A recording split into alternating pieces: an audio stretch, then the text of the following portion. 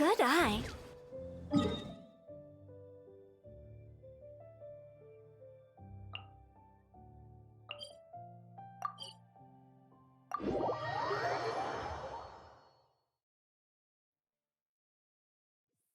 Huh? Is that Navia over there? Oh, it's been a while. Let's go say hi.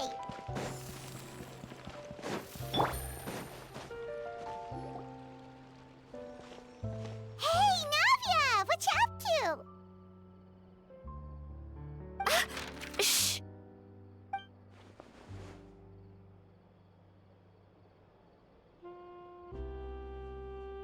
Get lost, Monica! I don't want to see you back here until you're ready to wake up and start doing things properly!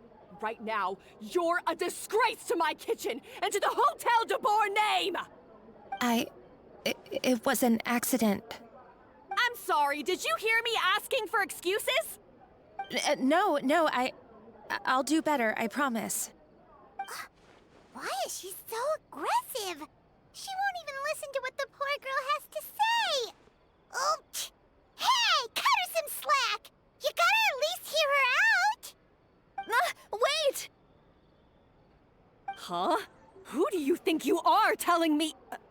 Wait a sec. Navia? Huh. So, you're bringing backup now. Suit yourself! You're still wasting your time!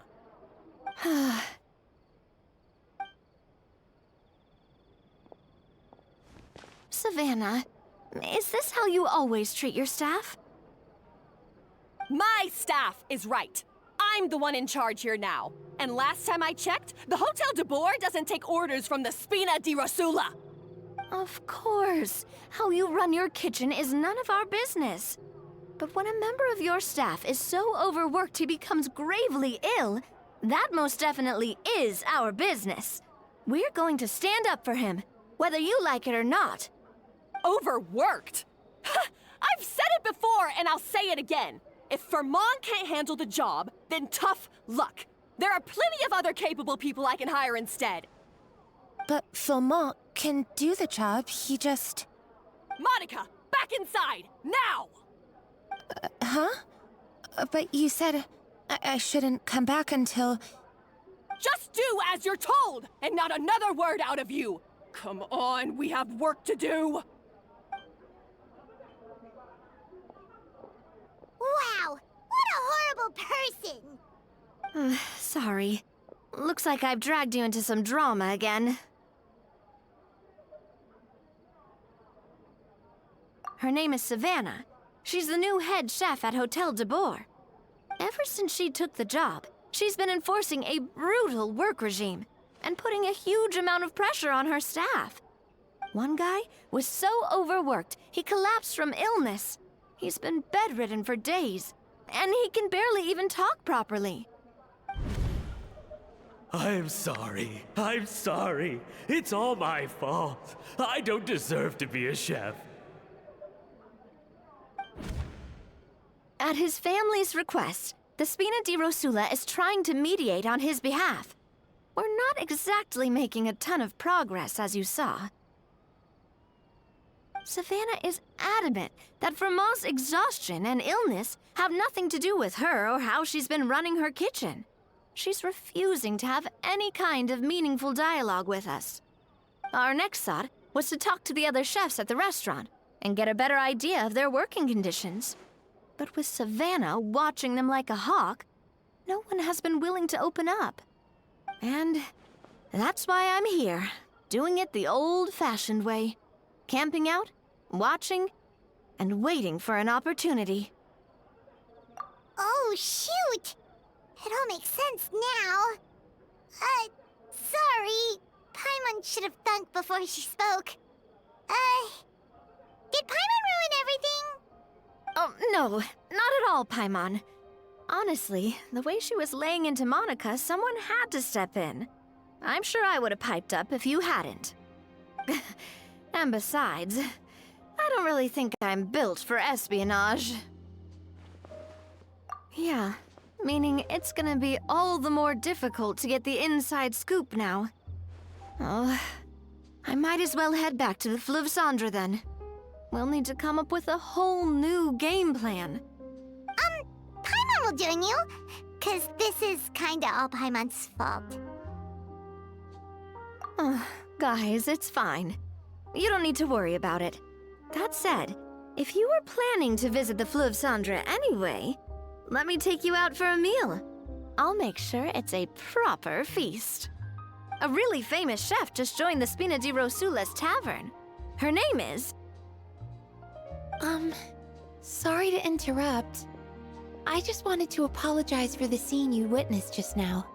We shouldn't subject our customers to that. This is a small token from us. It's some candy from Monica. She asked me to make sure it was delivered into your hands. Monica's the one apologizing? Huh. Clearly Savannah is the one who owes an apology. Our head chef has been a little highly strung lately. Sorry for everything. All right. Since there's candy, Paimon will drop it. Not the candy. Thank you for understanding. We'll make sure to pass your feedback on to Miss Savannah. A little highly strung, huh?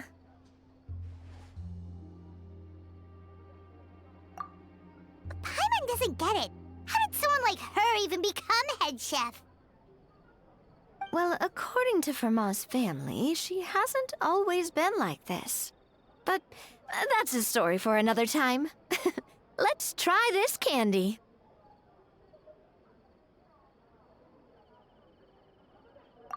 Oh, Paimon totally gets it. Come on, dig in! Huh? Hold on, there's something written on the wrapper. Find... Escoffier?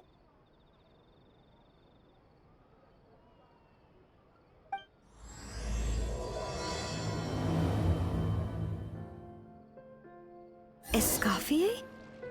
Could this mean... Huh? You know that name, Navia? Yeah. Let's stick to the plan and go back to the Fleuve Cendre for now. That's where we'll find Escoffier anyway.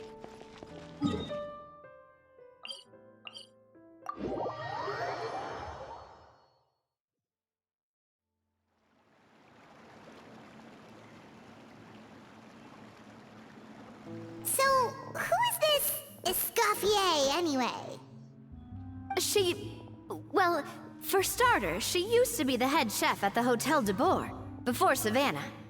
She recreated the legendary Gâteau Debord and restored the restaurant back to its former glory.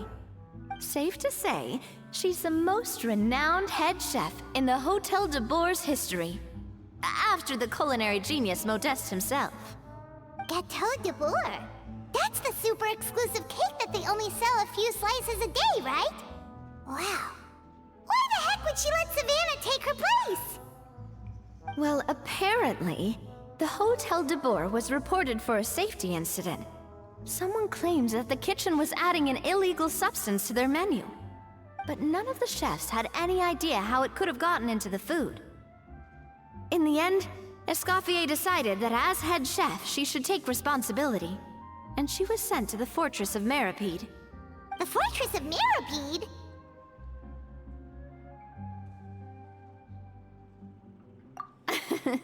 Well, you're right. The quantity of the substance they found was fairly minimal. Even the guards believed the whole thing was probably just an accident. Escoffier didn't have to stay in the fortress for long, but still, by the time she returned, the role of head chef had already passed to Savannah. So that's what happened. Paimon still thinks it's really unfair. Even though Escoffier is no longer head chef at the hotel, she's still well respected by the staff. So, I'm guessing what Monica wants is for us to convince Escoffier to try and negotiate with Savannah on the staff's behalf. Oh, Paimon gets it! Monica wants Escoffier to come back and kick Savannah out. It's simple. If the new head chef is stressing everyone out, then the solution is just get the old one back. Well, about that... You thought cream of mushroom soup was ready to serve after 3.5 minutes on the stove! You'd have had more sense serving hot water with ice cubes. At least then you wouldn't have wasted all this perfectly good cream and mushroom! What do you say, Hilaire? I'm sorry, Cream. I'm sorry, Mushroom. As you can see, Escoffier is that kind of chef as well. You have to leave it on the heat for long enough to allow those flavors the chance to come out. Don't be fooled by the aroma when the water first starts to boil. Got it? Yes, Chef. Then go back and do it again. The customers are still waiting. Remember where you went wrong and don't repeat the same mistake twice. Yes, Chef.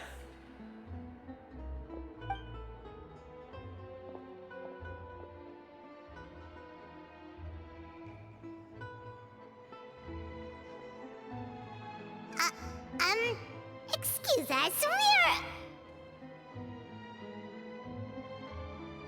Waiting to be served? Sorry, we're pretty busy. I'm afraid you have to join the line. Oh, no, we're not here to eat. So you're not paying customers? Then I'm afraid the wait will be even longer. It's hard to talk to Escoffier when she's in the zone. Let's take a seat. We can catch up while we wait.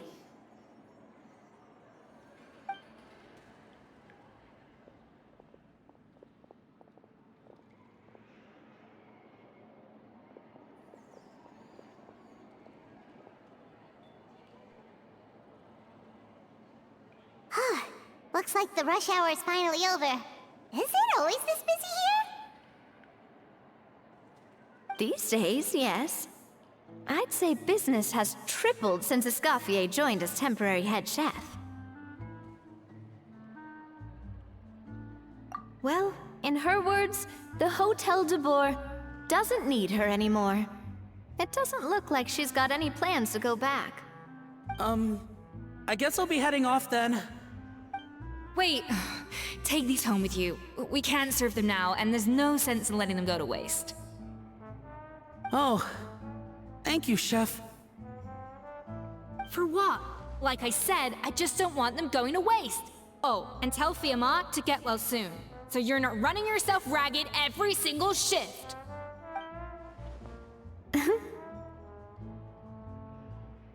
Firmin. That's the second time we've heard that name. Who is that again? He's the chef that fell ill from stress.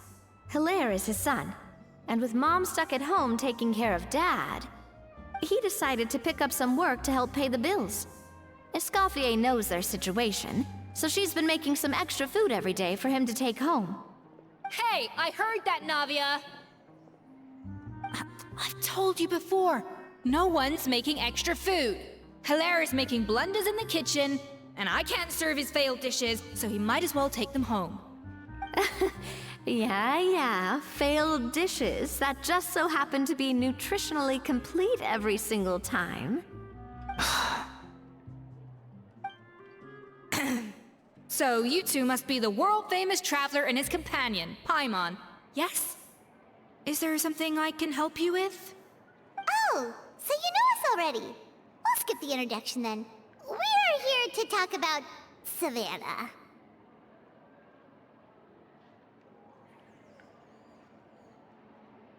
Oh, I certainly am. The Spina's headquarters are right next to the tavern. And I've lost count of the number of times Navia's come to pester me about it. But I don't work for the Hotel Debord anymore. And being ex-head chef doesn't give me the right to interfere with that business.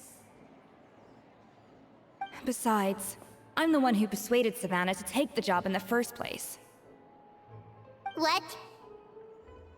Well, she was a much gentler person back then. A little timid, even. She wasn't at all confident that she was the right fit for the role. That's hard to believe.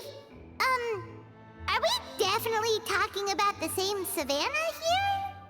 Honestly, I do wonder if she's just emulating me. I mean, I'm not the most pleasant head chef to be around either. Anyway, suffice to say that given the history between us, it'll be tricky for me to tell her she's doing her job wrong without coming across like a huge hypocrite. Fiamar and the others probably think that Savanna gets it all from me. I wouldn't be so sure about that, Escoffier. Look at this note we got from Monica. She mentioned me. Whatever shortcomings you feel you have, it looks like Monica still trusts you. As for the others, well, how can you know what they think unless you ask them? Monica. Plus, it's not like we're asking you to storm in there and raise hell. We're only in the initial phase of our investigation. All we're trying to do is get the other chefs to open up to us. Oh, Monica. Oh, Monica! Escoffier? I can't believe her! Powdered sugar is supposed to be applied sparingly. Look at all that on the wrapper. It's thicker than the sole of my shoe. Unbelievable! I won't stand for this. She has to learn. Come on, we're going. Wait, so now she's,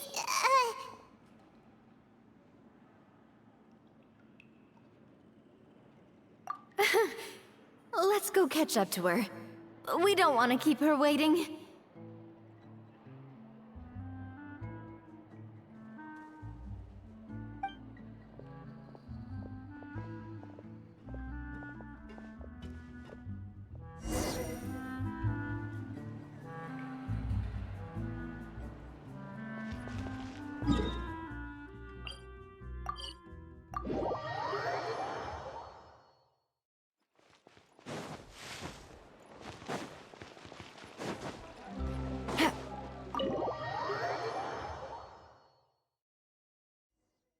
Wait, she looks like...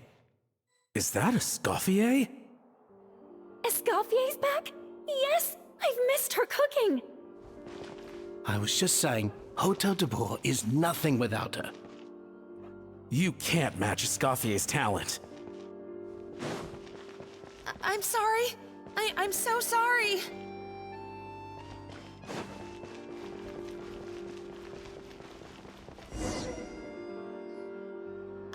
I'm so sorry. I messed up your order. Oh, I wouldn't go that far. Maybe the taste is a little off, but if you hadn't brought it up, I don't think I would have noticed. But, please, you have to forgive me or Chef is gonna... Okay, I know. I'll kneel before you. What the heck? Get up, Monica! Can't you see that you're just making your customer feel more awkward? Escoffier? If you want forgiveness, then do what any self-respecting chef would do. Make the dish again. And this time, get it right. You cannot go begging your customers to feel sorry for you. Savannah said that I'm not allowed back in the kitchen until I've corrected my mistake. But if I can't go back into the kitchen, I can't do the dish over. That's some backwards logic. How can you fix your mistake without being allowed to cook? If this is what Firmin had to put up with, then no wonder he had a breakdown. We apologize for interrupting your meal, sir. It's fine. With my layman's palate, it's not like I can tell the difference anyway. I was actually quite enjoying my meal until she appeared out of nowhere and started apologizing. Gave me a bit of a fright, to be honest. Oh, well, it's because Chef Savannah tasted a bit of the leftover soup from my pot and then threw me out of the kitchen. Gosh, that's pretty strict. Has she always been that way? I don't recall things being like this when Escoffier was head chef here. I gotta say, you're all looking a little worse for wear these days. I mean, Escoffier was strict too, but I think the difference is that her criticism was more constructive, so you knew what you did wrong and how to improve, and we all knew that it came from a good place. Chef Escoffier was hard on us because she truly wanted us to reach her level. But these days, whenever we make a mistake, we just get told to wake up, get your head in the game, or just do it again. And it's only gotten worse since word got out that Chef Escoffier had started working again in the Fleuve Cendre. Monica, you don't need to call me chef. I'm not the boss here anymore. Yeah, but through no fault of your own. What happened back then? That wasn't on you, and all of us know that.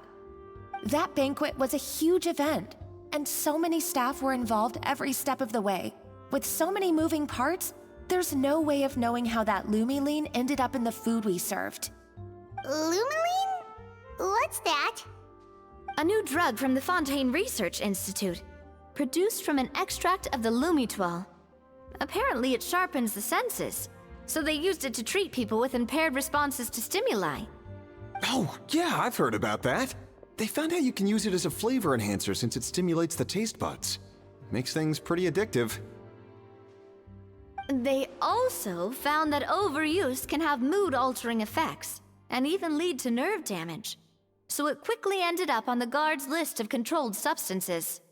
Unfortunately, however, some food products containing the additive had already made it to the market by the time the guards banned it from the restaurant industry. Everyone knows that in all likelihood, someone probably just purchased a batch of contaminated ingredients by mistake. But you took all the blame. We all know why. You just didn't want to see this turn into a place where tensions are constantly running high, because everyone's suspicious of each other all the time. And now look at you, a fry chef in the Fleuve Cendre. What are you trying to say? Sure, the Spina's Tavern is no Hotel Debord, but come on, it's not that bad, is it? Oh, the Fleuve Cendre, you say? Great. That's where I'm dining from now on. Monica, I'm very happy with my current job. And there's no changing the past. We just have to let bygones be bygones. Besides, at the end of the day, I was the head chef, regardless of whose mistake it was. Ultimately, the responsibility lay with me. If only Savannah was half the boss you were. I'm sorry? Do you have a problem with my conduct as head chef? No, chef. So, you do remember who's boss? Escoffier? I thought you'd left this place for good. What are you doing back here? What happened to you, Savannah? Why are you acting like this? When I turned this place over to you, You made me the head chef and gave up your right to tell me how to do my job. You're not the boss here anymore, so stop acting like you own the place. Whoa. Sounds like someone has a chip on her shoulder.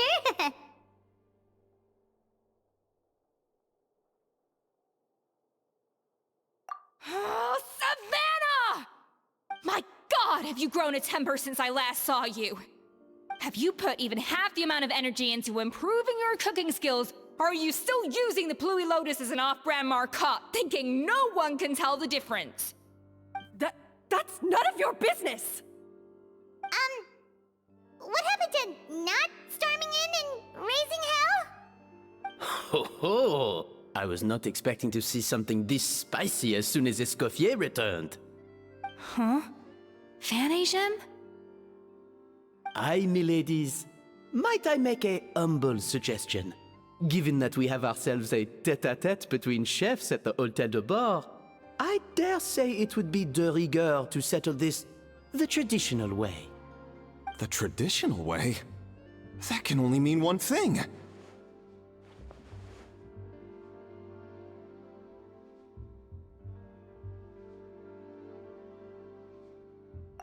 That's right!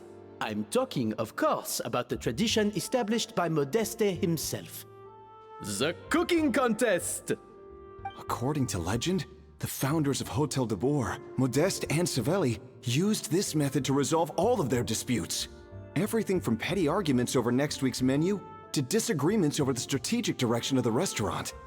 The cooking contest would decide who had the final say. Huh.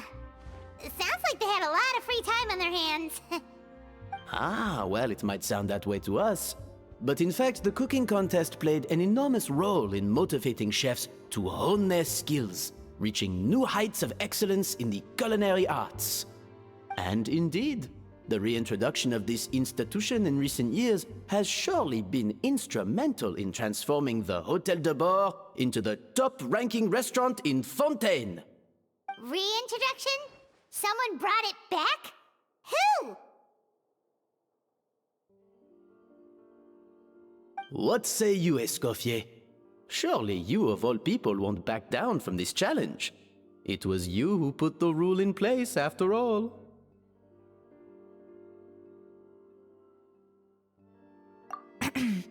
Sure, I reinstated it, but I'm not a chef at Hôtel Debord anymore. Isn't this bending the rules a little? I see no issue as long as both sides agree to the terms. We could simply treat it as an exhibition of sorts. Savannah, any objections? Exhibition. Huh. No. If we're going to battle it out, let's put it all on the line. If I lose, it's up to you what happens to me. I don't want anything to happen to you. But if you lose, you hand over the Codex Debord to me. What? The Codex Debord?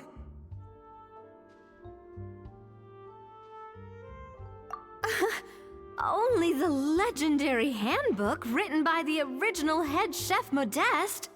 It contains all his secret recipes, including Gâteau Debord. It's the greatest treasure in Fontaine's culinary world. And only the present and former head chefs of the Hôtel Debord have the right to read it. Present and former? Wait, but that already includes Savannah, though. What do you want that old thing for? You have your own copy, don't you? Don't take me for a fool. You know perfectly well what I mean. I want your copy, the original version, the one you took with you when you left us. I'm sorry, I must be missing something. You know, there's no difference between the original and the copy, right? They contain the exact same recipes. Stop trying to change the topic. What's wrong, Escoffier? Scared you're gonna lose to me? Or are you scared of me getting my hands on the original codex? Savannah, you may remember that we gave her the original as a parting gift, to thank Escoffier for her years of service. Asking for it back feels a little, Oh, I'm sure it won't be an issue, as long as both sides agree to the terms. Those were your words, weren't they? And as for the contest itself, let's make it a bake-off. Gâteau Debord, per the recipe in the codex. Well, Escoffier, you against me. Are you in or out? You sound surprisingly confident. All right then, let's see how much you've actually grown. I hope you surprise me, Savannah.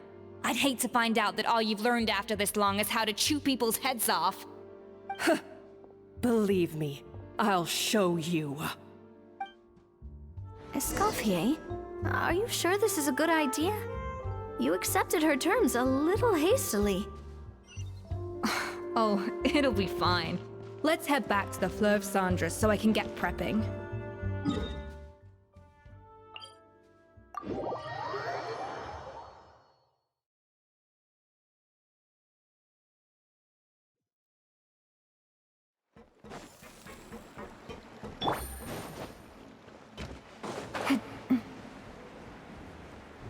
Take it easy. So, this whole bake-off thing kind of came out of nowhere.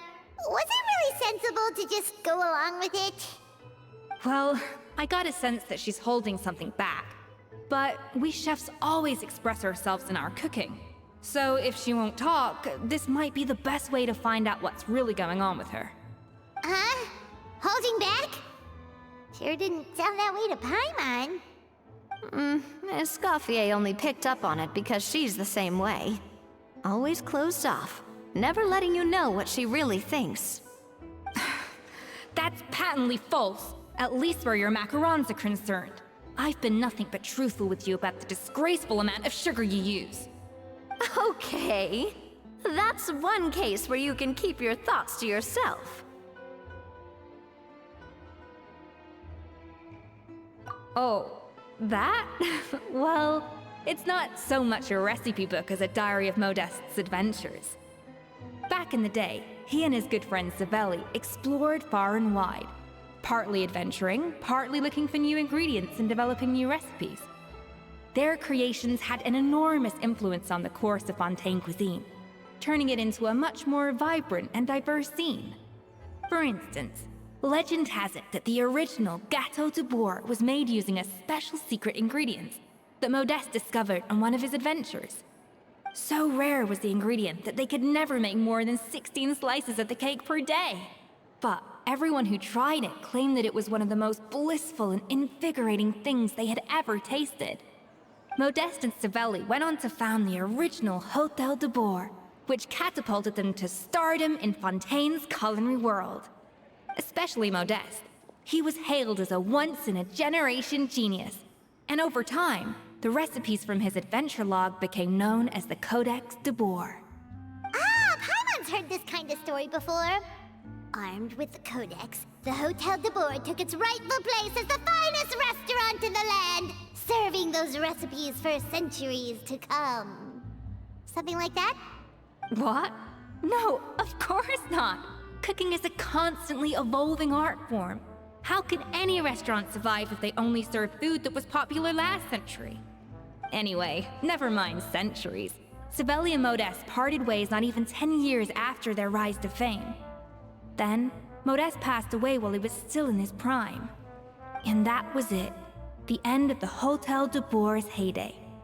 It fell into decline, and for most of its history, it was just a nondescript place with a couple of cheap tables.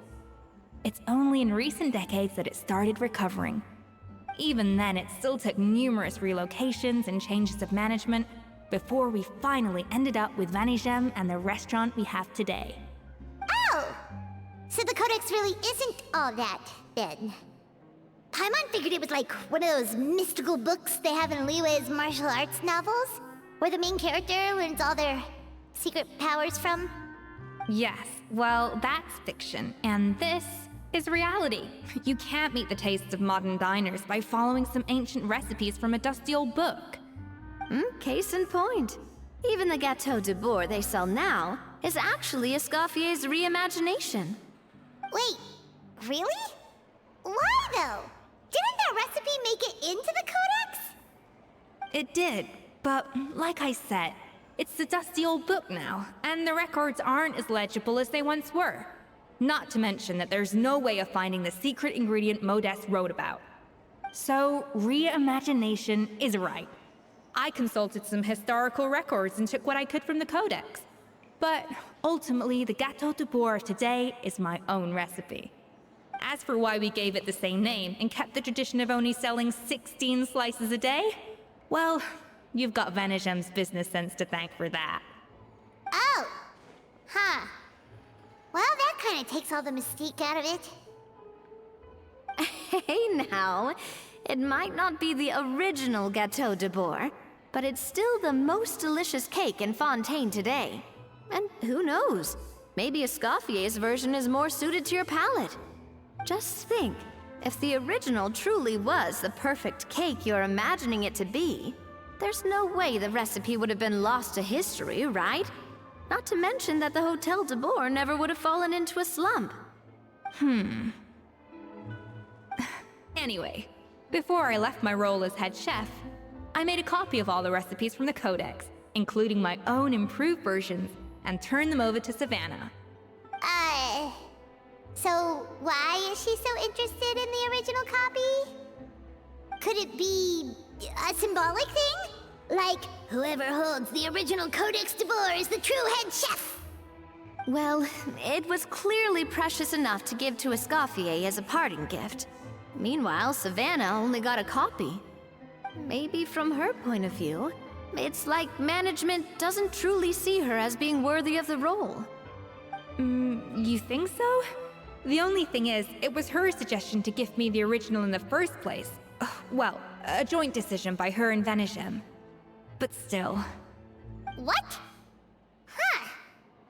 Guess she's had a major change of heart since she became head chef. Yeesh. Who Who knows? We could speculate forever. Better to just let our gato do the talking.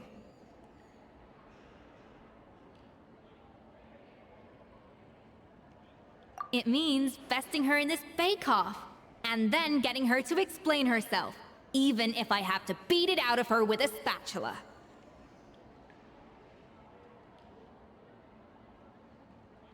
However much she's changed since we worked together, I believe that she still has her chef's pride. And if she respects the art, she'll respect the outcome of our contest.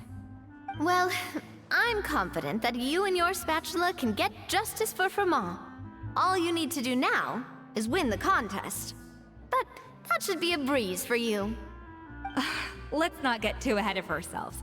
Gâteau de Debord is very complicated to make. Usually, it takes 3 chefs working in tandem to cover everything.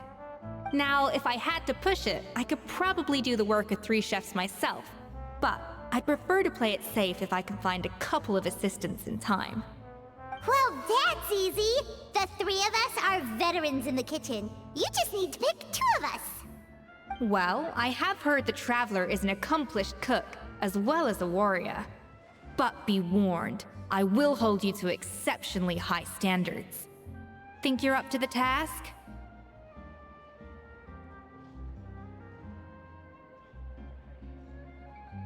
Oh, count me in too. I've spent weeks perfecting my macarons after your scathing review. Even if it means competing against the Traveler, so be it. I'll show you what I'm made of. Confident. I like it. Alright, let's start with some elementary mise en place. Show me your knife skills.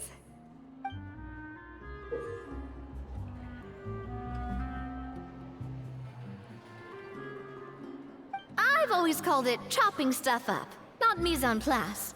But it's basically the same thing, right? Oh, Navia. The difference in your case is that mise en place is chopping stuff up without sending juices flying all over the kitchen.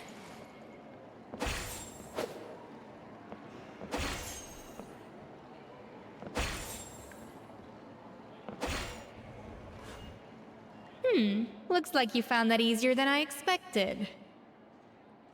Yeah, thankfully it was pretty straightforward in the end. You made it sound like we'd be carving statues out of fruits or something.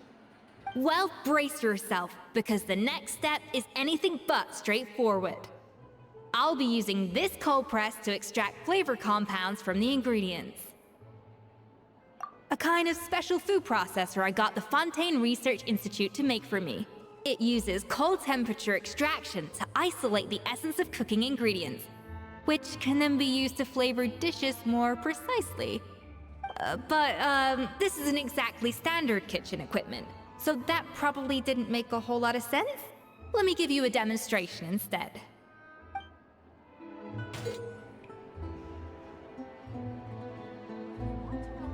Custom-made equipment from the Fontaine Research Institute, huh? That's some pretty high-tech food prep.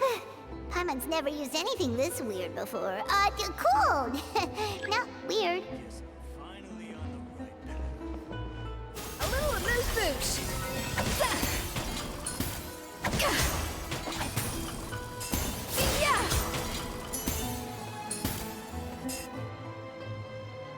And done.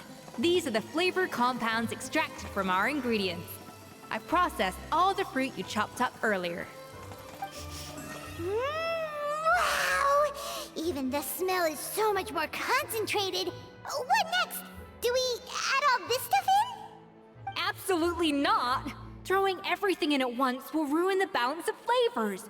We have to go slowly and carefully to calibrate the exact flavor we want. I'll demonstrate again. Now, watch closely.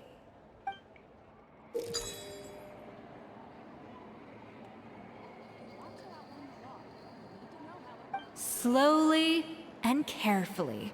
Not a drop too much, and not a drop too little. I guess I finally...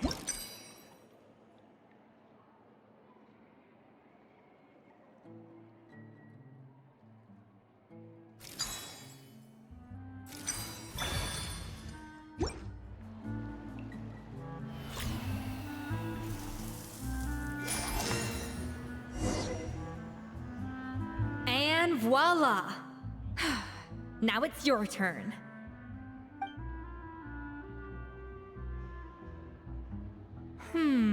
Not terrible. Considering this was everyone's first time blending flavor extracts, it could have been worse.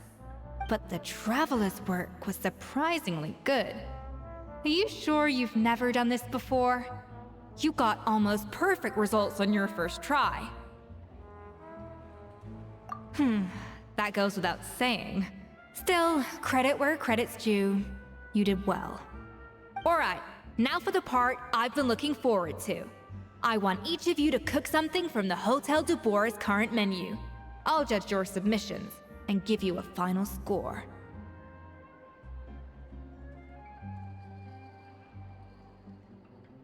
That's right. The true test of your cooking skills is the finished product. It'll be good practice for the contest itself. Now get to it. Chop chop!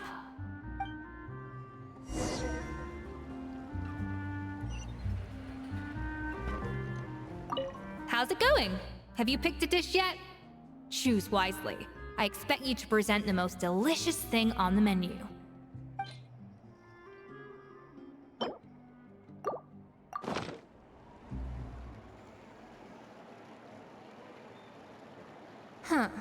I know this doesn't represent what you're capable of. Try again, and this time, I want to see you make a proper attempt.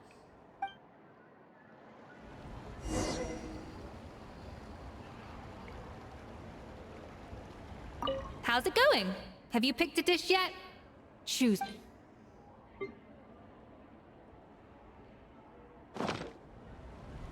How's it going?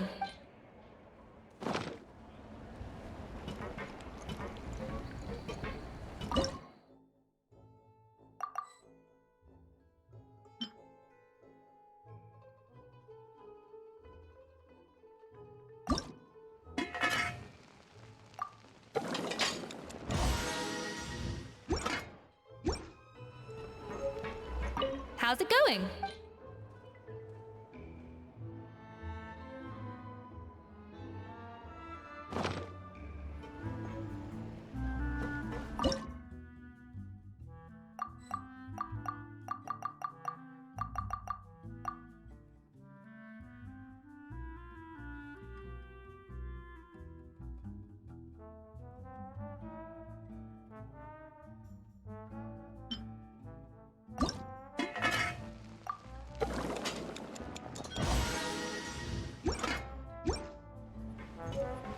How's it going?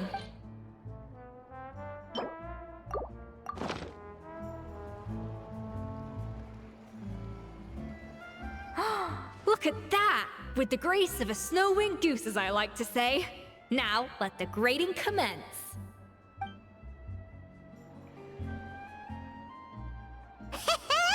Pretty good, right? Not to brag or anything, but Paimon's a bit of a connoisseur when it comes to la food. 6 points. What? Oh, well, fair enough. Paimon doesn't cook all that often, so as long as it's a pass. That's 6 out of 100. What?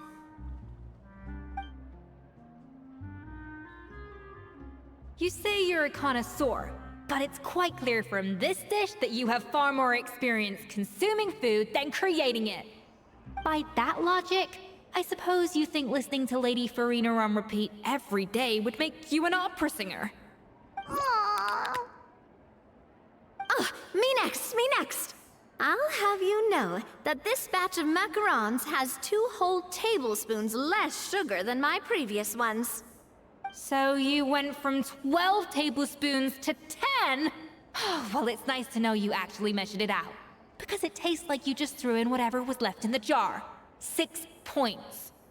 Aww.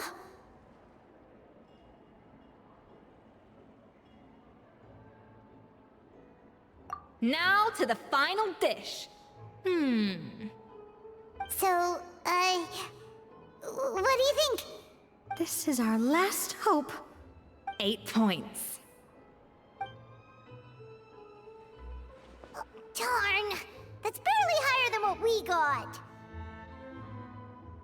Not exactly. The color is spot on, beautiful aroma, excellent presentation. I have to give this one 8 points out of 10. Maybe even 9 points. Huh? How did you pull that off?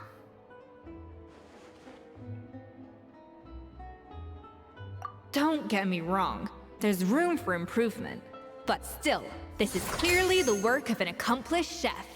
I can tell that you've put many hours of work into honing your skills in the kitchen.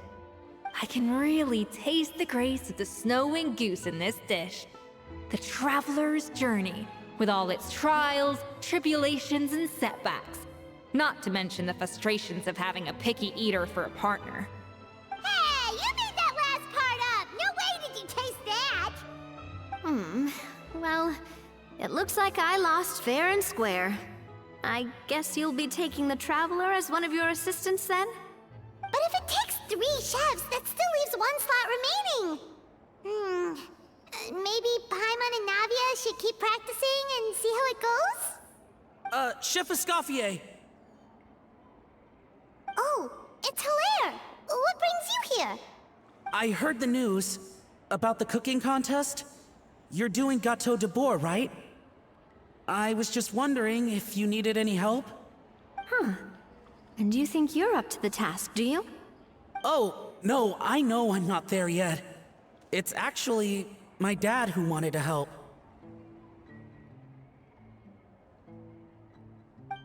Firmin, last I heard, you could barely get out of bed. Chef Escoffier, Navia, Traveler, thank you all so much for everything you're doing for me and my family. I've had enough of sitting around at home while you run yourselves ragged. If you let me, I'd like to help you win this cooking contest.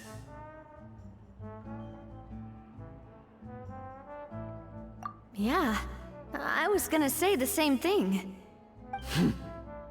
Don't you worry. I'll be fine. I'm feeling much better now. I'm sorry. I know I've been rather useless these past few days, but not anymore. The fact is, I'm a fine chef, despite recent events. I've proven myself in the Hotel Debord kitchen, so if anyone's qualified to work under Chef Escoffier, it's me. I think. I mean, I hope so. Firmin, have you even set foot in a kitchen since leaving Hotel Debord? I have not, but I'm fully rested now. I know I can handle it. I'll prove it. Let me whip something up for you right now.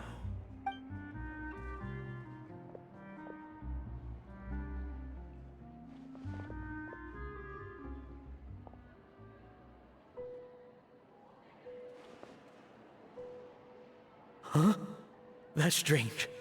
Why are my hands shaking?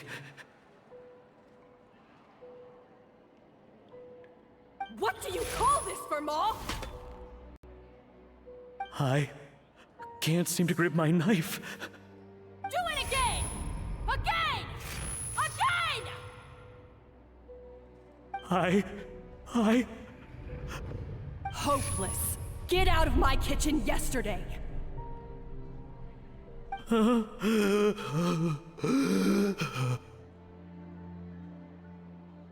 Dad, what's wrong?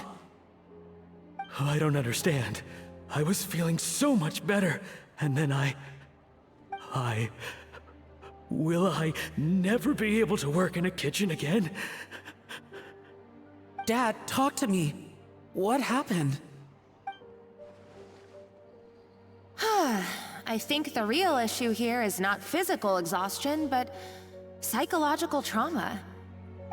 Monica, when did you get here?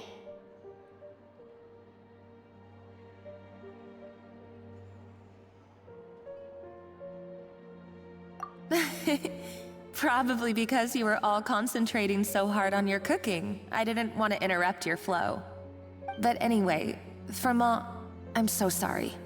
If only I'd known how serious your situation was, I would have stood up for you sooner. You have nothing to apologize for, Monica. During those long nights of redoing every order, you were the only person who looked out for me. Oh, come on. All I did was make you some tea. I doubt it was much help.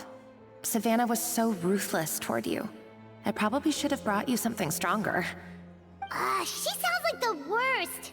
All right, another Savannah horror story. Let's hear it. She's been getting harsher and harsher on us ever since she heard about Escoffier's new role in the Fleuve Cendre. Seems like no matter what we make, she'll find something wrong with it. What is this? It looks like a dog's been at it! In the trash now! Then she orders us to redo the dish again and again, but we never know what's going to make her happy. Do it again, do it again, do it again! Every time you remake it, you just get another earful from her. Either straighten yourself out, or get out of my kitchen! So now, it seems like just picking up a kitchen utensil gives me flashbacks of her yelling at me. Oh man, that must be awful. The more I want to get it perfect, the more my hands shake, and the more scared I am of making another mistake. How can you give up so easily, Firmin? You weren't acquitted when you were working for me. And even under Savanna, you talk about working late into the night trying to perfect your dishes. That says to me that you still hadn't lost that determination to prove yourself. What changed? I don't know what's come over me. When I think back, I just remember feeling like my heart and my hands were growing heavier and heavier as the shift went on. Each time I had to redo a dish, my heart sank a little further. Maybe Savannah was right. Maybe I am just hopeless at this. Dad. I see. Well, it sounds like there are some deep issues at work here. Ones that won't be resolved by merely seeking compensation. I will win this contest, and after that, I encourage you to approach Savannah and talk this out. But what if you can't find another assistant in time? Clearly, I'm in no state to help out. You think being one person short will ruin my chances? Let's not forget, I taught you and her everything you know. Even if I had to go it alone, I would present the perfect gâteau. Oh, well, Paimon and Nadia will still keep practicing, just in case. And so will I. Yeah! And if worse comes to worse, we can always get the Spina di Rosula to put out an emergency call for chefs. There's gotta be someone out there, right? Actually, I thought maybe I could help. That's sort of why I'm here. What? Why didn't you say so? I was going to, but then... well, this is the first chance I got. You do this for us? Thank you so much, Monica. Alright, fine by me. But aren't you still working for Savanna? Joining the other side seems like a guaranteed way to put your future employment in jeopardy. I know, but it's all right. I've made up my mind. With the way things are, I can't keep working for Savanna much longer anyway. Unless I want to become the next Firmin. I'm done with sucking it up. It's time to try and turn things around. If this cooking contest can get Savanna to see the error of her ways, then I'm sure she'll forgive me for this.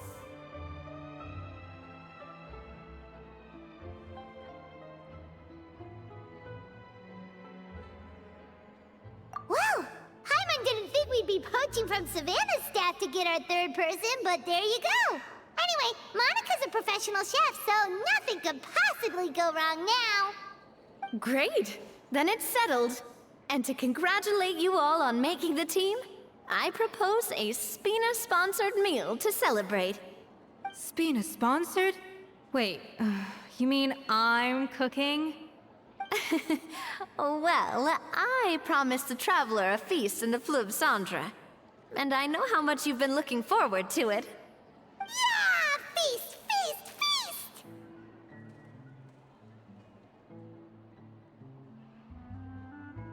Alright, if you insist, then prepare for some of the finest food of your lives.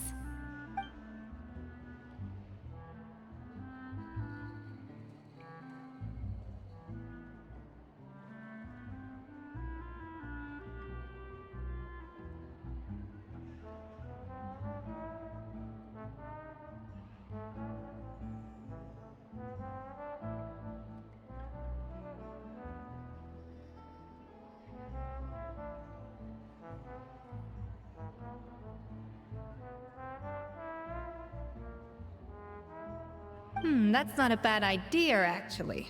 Wait, hold on. You need to finesse that further.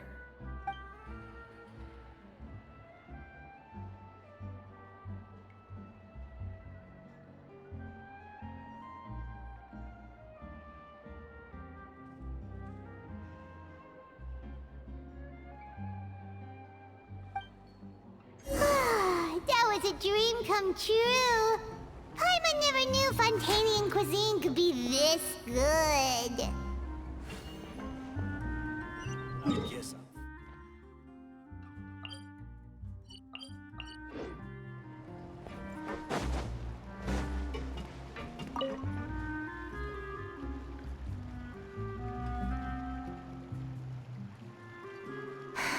Why, Savannah?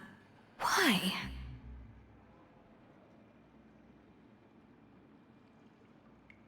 Oh, nothing. I was just flicking through the original Codex Debord. I wanted to see if there was anything I'm missing. Something I hadn't noticed before. That might explain why Savannah's so desperate to get her hands on it.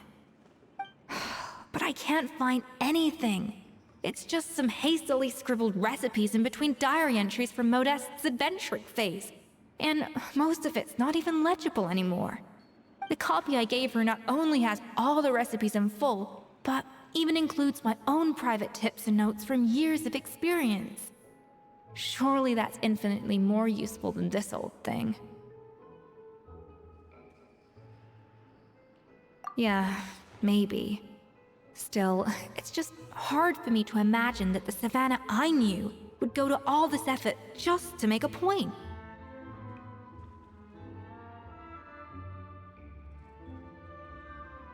We were.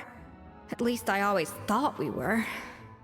She was a little shy, but meticulous with everything and everyone she dealt with. She made a few mistakes here and there, but she was quick to correct them whenever they were pointed out. And she was always striving to improve as a chef. Those qualities are why I recommended her to replace me as head chef. I never imagined for 1 second that she'd cause Firmin and the other staff so much grief.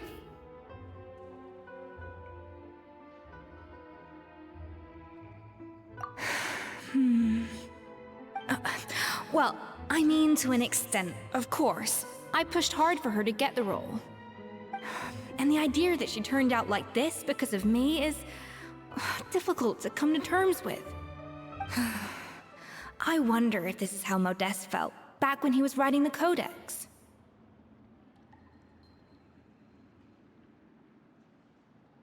Yes, with his good friend and co-founder of the Hotel Debord, Savelli.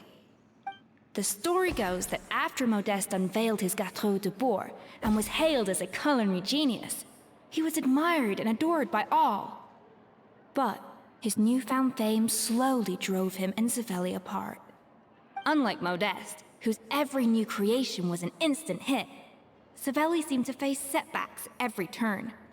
Doors that would swing wide open for Modeste would shut in Savelli's face. And with Modeste being whisked off to all manner of functions by his celebrity friends, he had less and less time to discuss the culinary arts with Savelli. People started gossiping about Savelli, and their relationship between the two gradually soured. Everything came to an abrupt end when Modeste, still in the prime of his life and still hailed as a genius, suddenly died from an acute illness. And that was it. They neither had a decisive split, nor got the chance to properly reconcile. Their story just came to an end. One rumor had it that Savelli actually killed Modeste out of jealousy, even as the latter was hoping to make amends. Unlikely. It's a popular theory, but there's no real basis for it. At least there are no records of Savelli ever being convicted of a crime. Still, beyond a point, there's no way of knowing what truly happened in the past. All we can do is try to make sure the present doesn't quite go as badly. And that's why I have to win this contest tomorrow. Then get the truth about everything that's been going on, even if it means cracking her open like a nut. Really? Well, I like the confidence. Don't let me down tomorrow, then. You better bring your A game.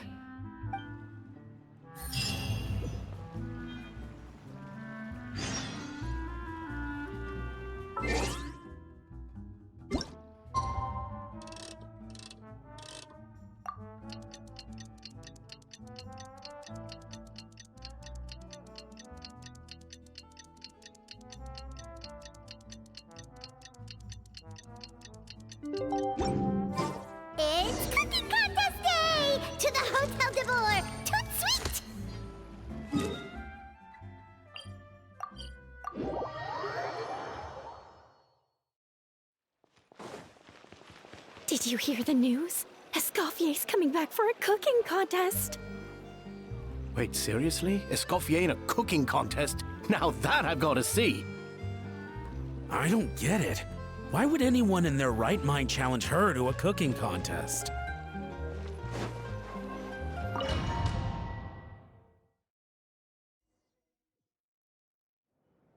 Mesdames et messieurs, welcome one and all to the Hôtel Debord and to this most exciting of cooking contests. Savannah, I brought the original copy of the codex you asked for. Monica? Huh. In the interests of fairness, this contest will be conducted in a double-blind format. Once the dishes are complete, they will be sent to the back of the kitchen where they'll each receive a label.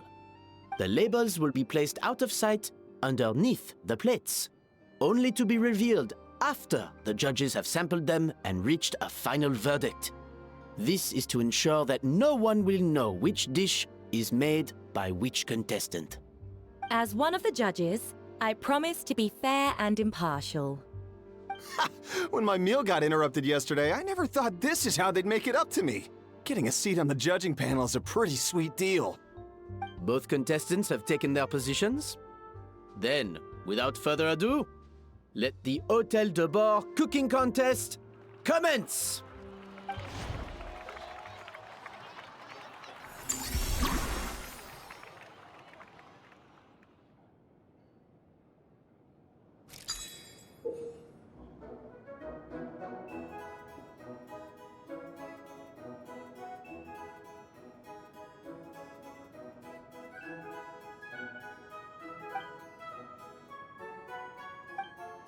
Monica, Traveler, it's go time. Even the best chef in the world can't flavor their food without prepping the flavoring, right?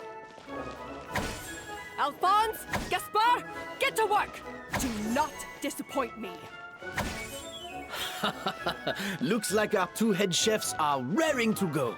Like an oven. Up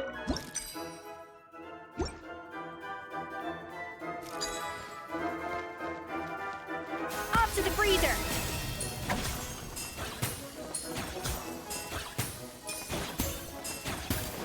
Yeah! That should be enough flavoring. Now,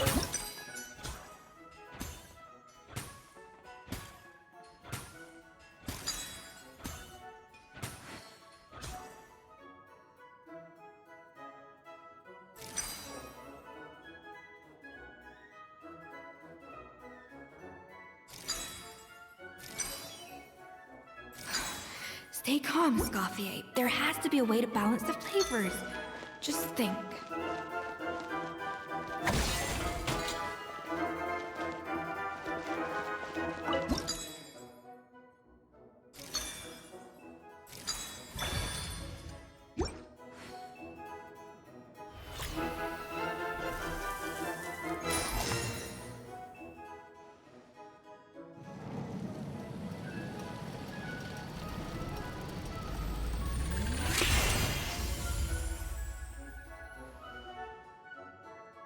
Come on, Escoffier! Come on, Traveler!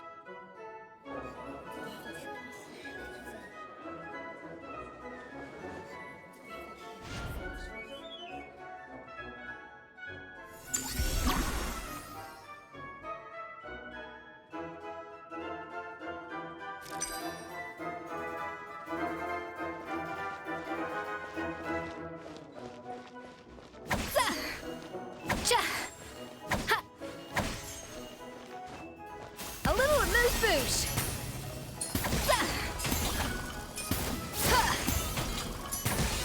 Alphonse! What are you playing at? Not how I...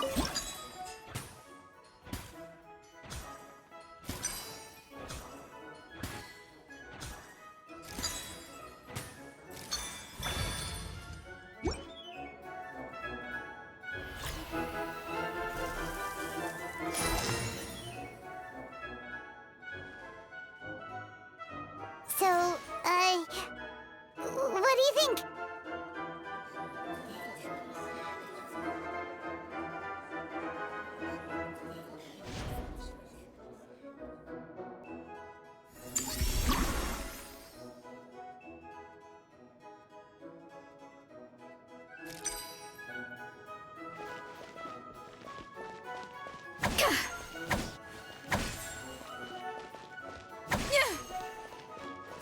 to the freezer. Escoffier is already on the final step of the recipe. Let's check on Savanna's progress. I think this flavor profile is still a little bit off. Enough! Useless! Both of you! Make like an egg and beat it! I'll do it myself. Wow! Is Savanna serious? Can she really make up for lost time working alone?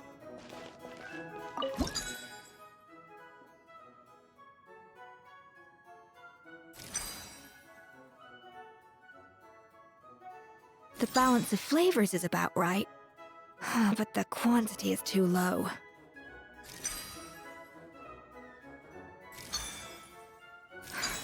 What are you doing, Escoffier? Your team's waiting on you.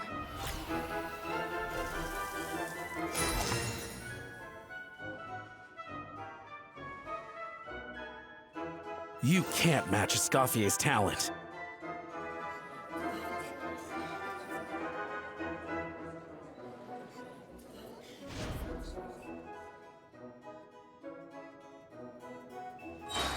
I present to you Gâteau Debord.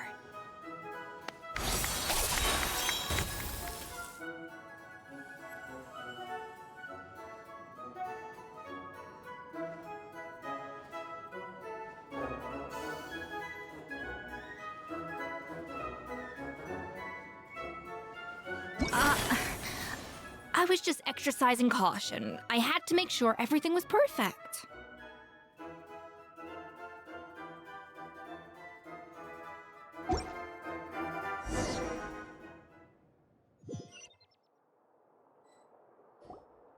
Time's up! Contestants, please take your dishes to the back.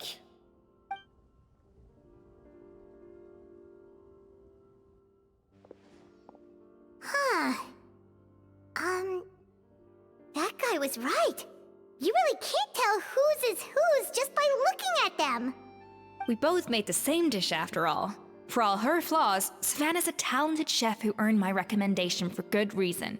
She wouldn't screw up something as elementary as the cake's appearance. Whoa! This is really rather good. Wonderfully soft and fluffy. Beautifully sweet.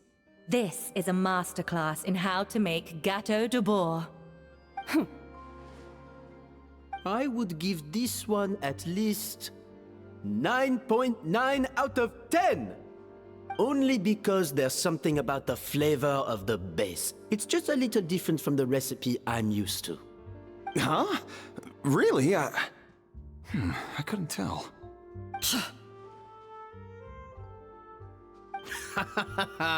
All right, on to Gâteau number 2.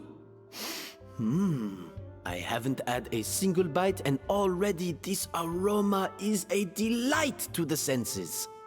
I have a feeling that this gâteau will be a gâteau for the ages. How exciting!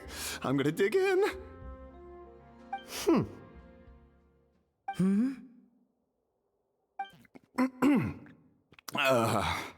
I think maybe someone got a little carried away when they were adding the sugar. Not just the sugar, it's the flavors too. This is all over the place. Who made this? It appears the decision is unanimous. This gâteau is far below the standard we would expect. And Paimon thought this might actually be close. Turns out she can't bake to save her life. Something's not right here. Savannah may not be perfect, but no way is she this sloppy. I can now declare that the creator of the first gâteau has won this cooking contest. Now, all that remains is to turn the plate over and reveal the chef's name underneath. What? It's Savanna? No! That's impossible! Hey, Savannah! You cheated, didn't you? You cheater! What did you do? Oh, you swapped the plates, didn't you? Well, someone's a sore loser. These cakes went from the oven to the judge's table without me ever laying a finger on them. And everyone here can attest to that. It was Vanejem's staff who labeled them in the kitchen. If you're looking to accuse someone, why don't you start with them? Isn't it more likely that Escoffier's lost her edge? Oh, or maybe her assistants let the team down. You take that back! Judges, we demand a rematch.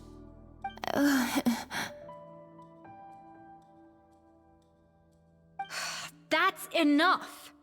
What's done is done. As head chef, or rather as team lead, I take responsibility for the dish I served. Whatever went wrong and however it happened, I should have spotted it. Savannah, I didn't think you'd stoop this low just to beat me in a bake-off. What happened to your chef's pride? I don't know what you're talking about. If you want the Codex Debord that much, you can have it. Escoffier, no! But you must promise me that you'll apologize to Firmin and compensate him for everything you put him through. It's a little late to be negotiating terms. The contest is over and I won. That means you owe me the Codex, and I owe you nothing. Look, Savannah, you may have fooled everyone else, but can you really fool yourself? What I'm offering is to accept defeat without looking to expose what you've done.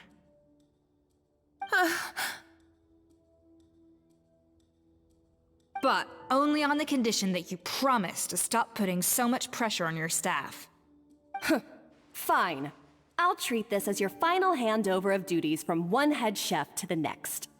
So, will that be all, ex-head chef? Or is there any other unfinished business you'd like to leave in my hands?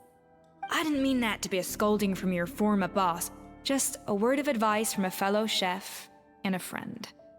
But I don't know if you're even open to input from other people anymore. I know what I'm doing. I don't need your advice. All right, fine. I'm glad to hear it.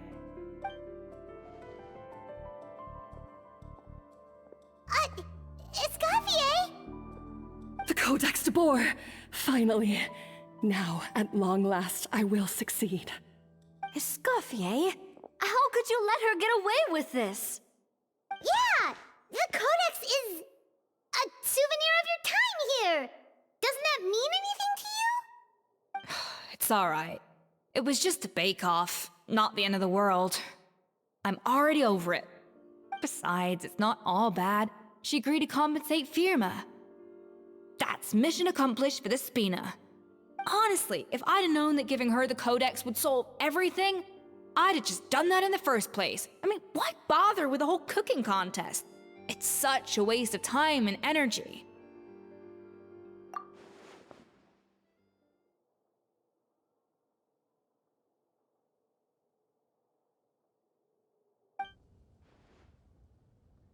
No. No! This doesn't make any sense! Huh? That's it? No secrets, no nothing? I don't believe it! This can't be happening. Oh, Chef Savanna! Savannah?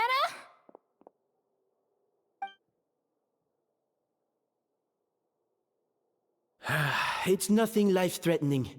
Just a lot of pent-up stress and exhaustion. Oh, I knew it.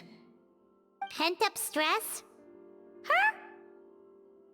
The truth is, however hard she might be on the rest of us, the person she puts the most pressure on is herself. Yes, there are nights when she makes us redo things over and over into the wee hours. But for her, it's every night. She'll hide herself away in the kitchen, working on new techniques and recipes, and only realize how long she's been at it when we come to work the following morning. But why? Why would she do that? Our best guess is, she doesn't want to be seen as less of a chef than Escoffier. And there it is. Even so, that's no excuse for taking her anger out on the rest of you. Yeah, and it's definitely no excuse for cheating in the cooking contest. About that, we honestly have no idea how she did it. We were focused on our own work the whole time, like she asked. Leone and Algalia were the ones I tasked with labeling the cakes. I've already spoken to them both. They're at a loss to explain it too. Not to worry. Come on, join me downstairs. I'll interrogate the guilty gâteau myself.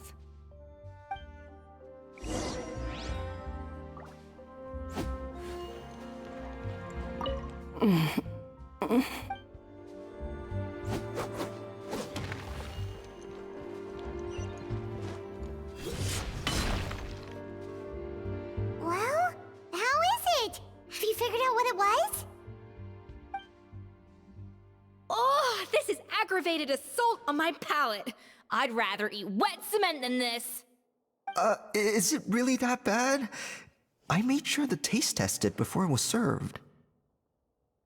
Oh, relax. This isn't your cake. Savannah never switched the plates. The offending flavors are coming from in between the icing and the cake base, which means someone tampered with it while it was being made. Or in other words, we have a traitor in our midst.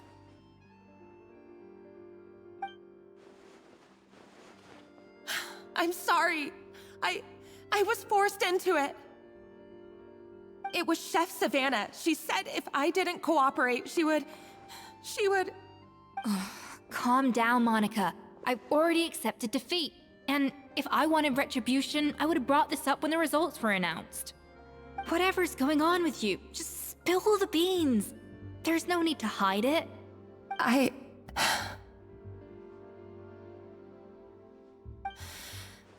I was the one who caused the food safety incident that one time. Food safety? Wait, you mean the Lumaline incident? So you procured the contaminated ingredients? I think so. Savannah and I were on procurement that day.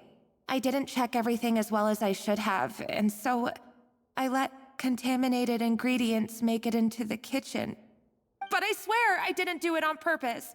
I had no idea there was an issue with them, and I didn't know it would end up with Escoffier going to jail. But the last thing I expected was for Savannah to use it as leverage to blackmail me with... This is crazy! So Savannah pressured you into sabotaging Escoffier's cake by threatening to expose your secret if you didn't? I know, it's terrible. I'm so sorry. I was so scared. The thought of Chef Escoffier finding out that I put her in jail, it made me freeze up with fear. I thought Escoffier would hate my guts if she ever found out, and yet somehow that's ended up in me doing something even worse.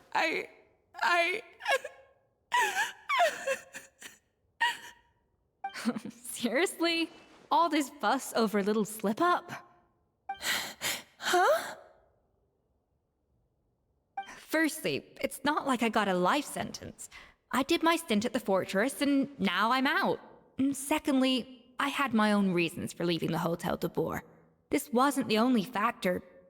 So, you don't need to feel ashamed or frightened or anything like that. Any more than you need to add butter when you're pan-searing foie gras.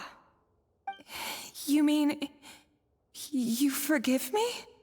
Oh, well, I'm not saying you don't have to take responsibility for your mistakes. You should tell Vanagem to mark down your performance for the past few months. Then do some digging and find out exactly where those contaminated ingredients came from. Sure, you've made mistakes, but now's the time to fix them. Understood? Understood.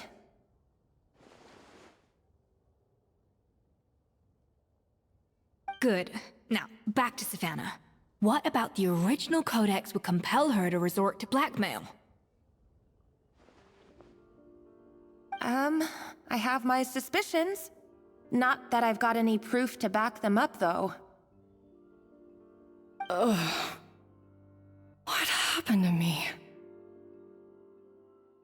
I've overheard some customers murmuring about how the Hotel Debord hasn't been the same since Escoffier left. They think our menu doesn't taste like it used to, especially our signature items. Now that you mention it, I noticed it during the contest too. I couldn't put my finger on it, but the flavor seems subtly different from how it used to be. But the difference was so small, I'm sure no one would notice it besides our most loyal customers and true dessert connoisseurs. Still, as head chef, it's easy to see why Savanna would get so hung up on it. So many times I've seen her make the cake base over and over again, late into the night, determined to match Escoffier's version. But something's always slightly off every time. Yeah, I've noticed that too. Never really gave it much thought, though. Thinking back on it now, it's clear that Savanna's been in a downward spiral ever since Escoffier left. She wants to prove that she can fill Escoffier's shoes. That's gotta be the reason. But after countless setbacks, she's getting more and more unhinged. And at some point along the way, she switched from doubting herself to doubting Escoffier. Doubting Escoffier? For what? Yeah, it would explain why she was bent on getting the original at any cost. She must have thought Escoffier purposely omitted key details from her recipes when she copied them out. Also, she could retain her place as the #1 chef in Fontaine, the only one privy to all the secrets of the trade. Oh, for goodness sake, what a stupid idea. Of course. Then she finally got the codex only to discover that the secret recipes she's been pining for don't exist at all. Seeing how utterly wrong she was must have been a real shock to the system. It probably brought up everything at once. It overwhelmed her, and she passed out. There's still one thing that doesn't make sense, though. If Savanna had the real recipe all along, how come it tasted different? She might not be on the same level as Escoffier, but surely after like 50 attempts, she'd get it right one of those times. You'd think so, but geniuses like Escoffier are in a league of their own.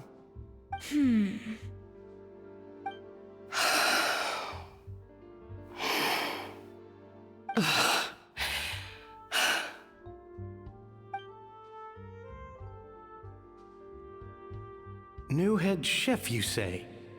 What's her name? I don't think I've heard of her before. I wonder, can the Hotel Debord keep its edge without Escoffier at the helm?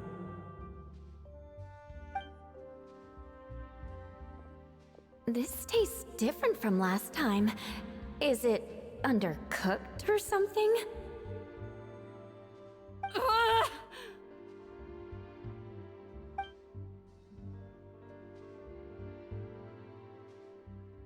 Take this. It's a copy of the Codex Debord. From now on, you will be its keeper.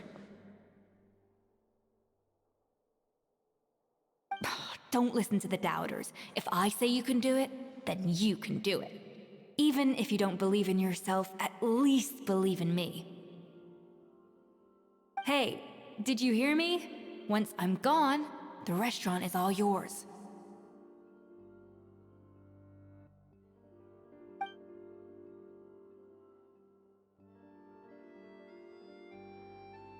All this time, I've been blaming other people, but maybe I'm the problem.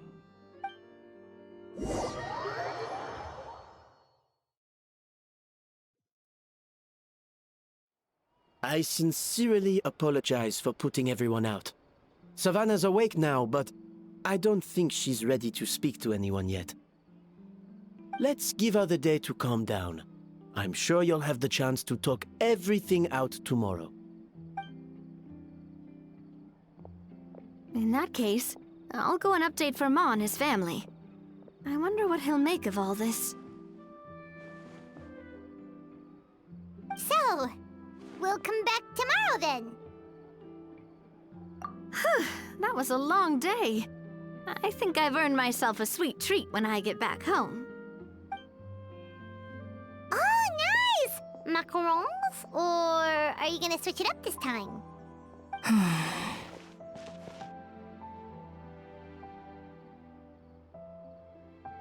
Traveler, how much do you know about the snow-winged goose?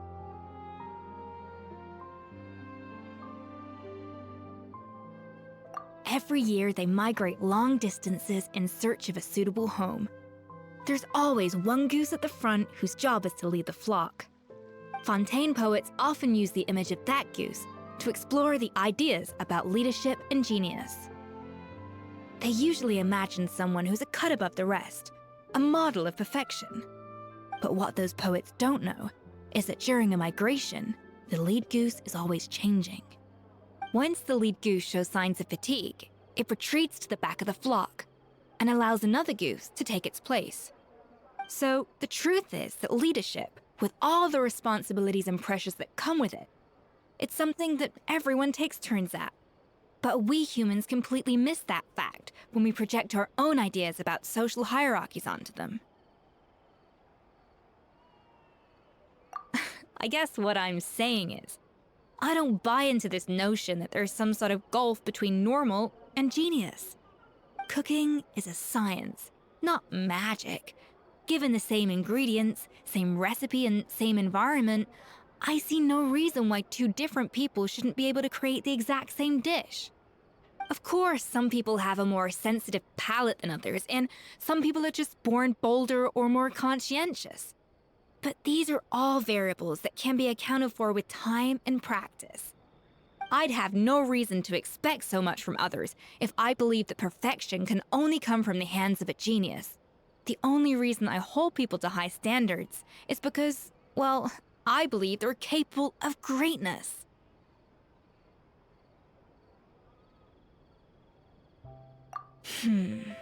Okay, I've made up my mind.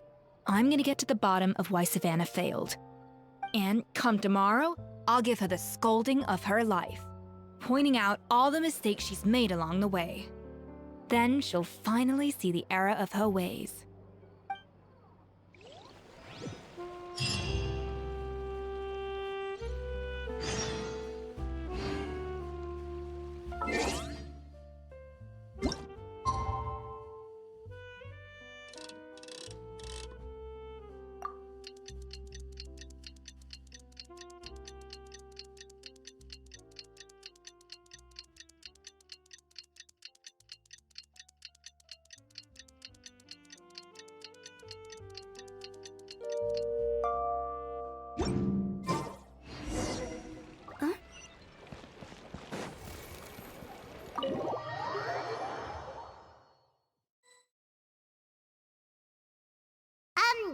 Why are we here so early? Our meeting with Vanigem isn't for a while.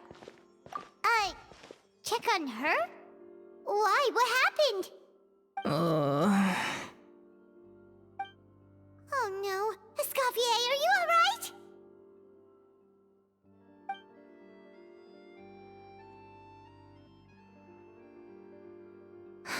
I'm fine. Just need to get some more coffee in me.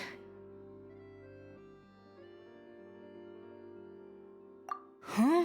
What happened to my coffee? Did I really drink it all? Alright. Thanks. I appreciate it. Well, there's cooking facilities here. Or we could just grab a cup of coffee from Cafe Lutece, but either way, hurry!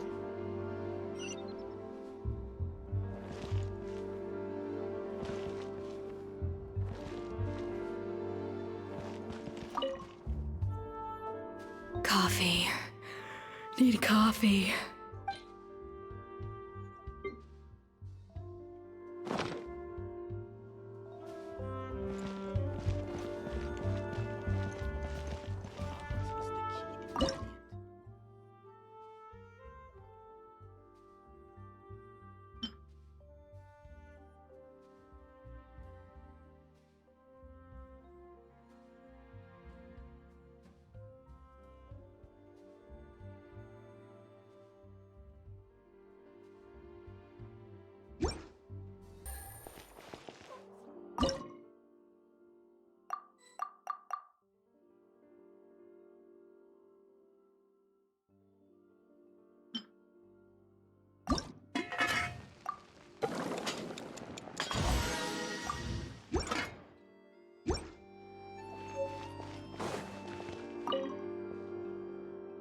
coffee.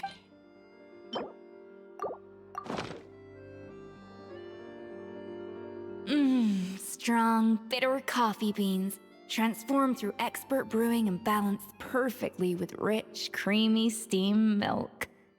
Wonderful. I feel much better now. Thank you so much, Traveler and Paimon. Glad to hear it, but make sure to catch up in your sleep when you get the chance. I think I figured out where the problem lies. Honestly, it's ridiculous. I don't know whether to laugh or cry. Wait, what investigation? What are you guys talking about? I'll save it for when everyone else gets here. It's so stupidly small, I can't believe it's caused so much drama. Yes, except my failures were stepping stones to success. Escoffier! Have you seen Savanna?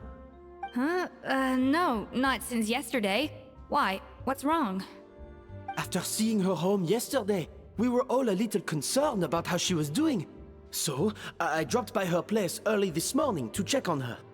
Only to find an empty house with the doors wide open. I left Alphonse and the others to keep watch at her home, while I checked the Hotel Debord.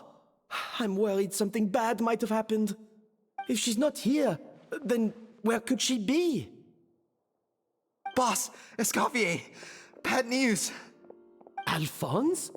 You're supposed to be keeping watch at Savannah's house. We were, but then, just after you left, we found this stuff in her house. Oh, looks like a map with a bunch of random places circled. What does it mean? Wait a second. This feels familiar. I'm sure these places are all connected somehow. Of course, from the Codex. They're all places that Modeste explored on his adventures.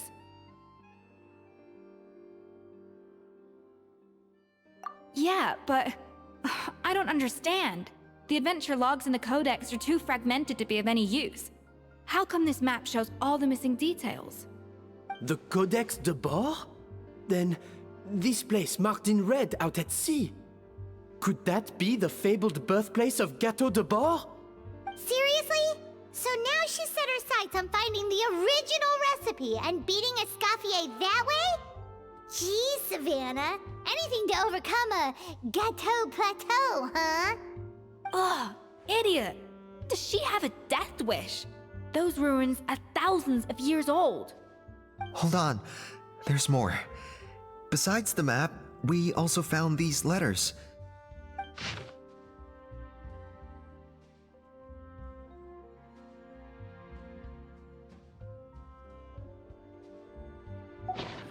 It was you. You let the Lumaline through, didn't you? It sounds like a threat letter. Does this mean that Savanna was responsible for the safety incident? And not Monica after all? Retrieve the Codex by any means necessary. So the cooking contest and the cheating. Someone else was behind her pulling the strings? She's keeping the true recipe to herself. Ugh, this is all such a mess. Paimon needs a second to process this. First, we thought that Savanna forced Monica to cheat in the cooking contest. But now, it turns out that someone else forced Savanna to force Monica to cheat?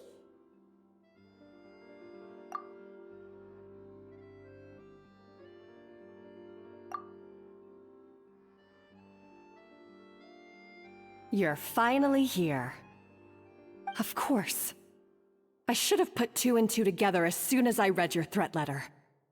The food safety incident, the demand for a cooking contest, the instruction to blackmail Monica, even the suggestion that Escoffier was keeping secrets from me.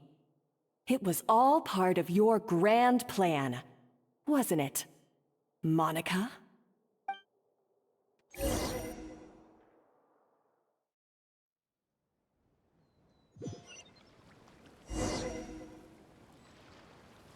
We should be getting close to the spot marked on the map.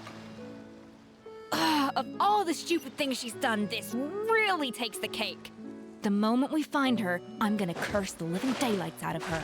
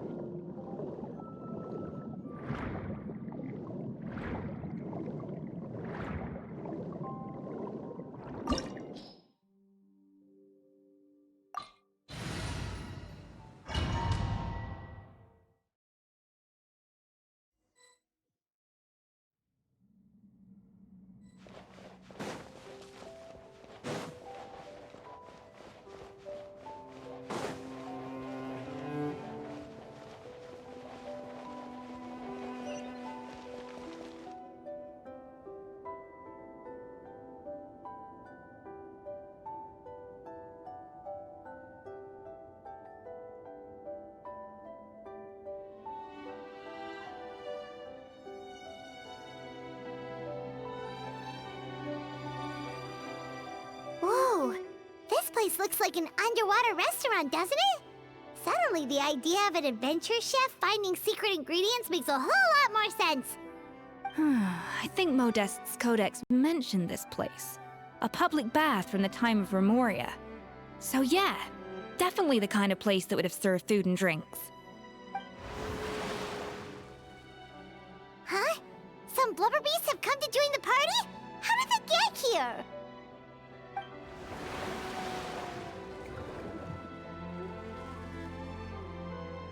Aw, they ran off!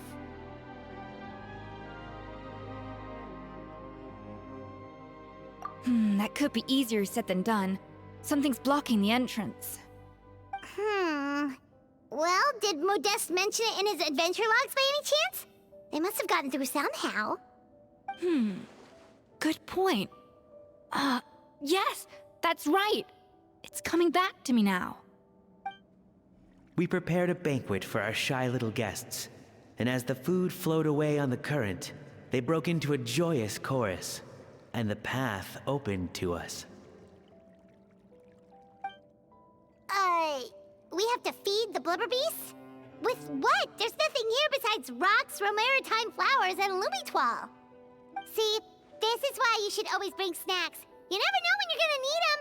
Now we have to head all the way back to shore and grab some. There's no time for that.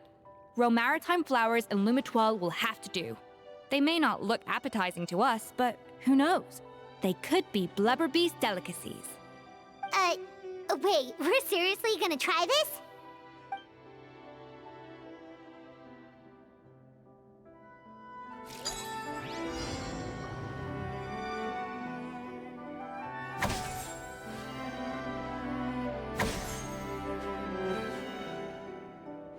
Yeah!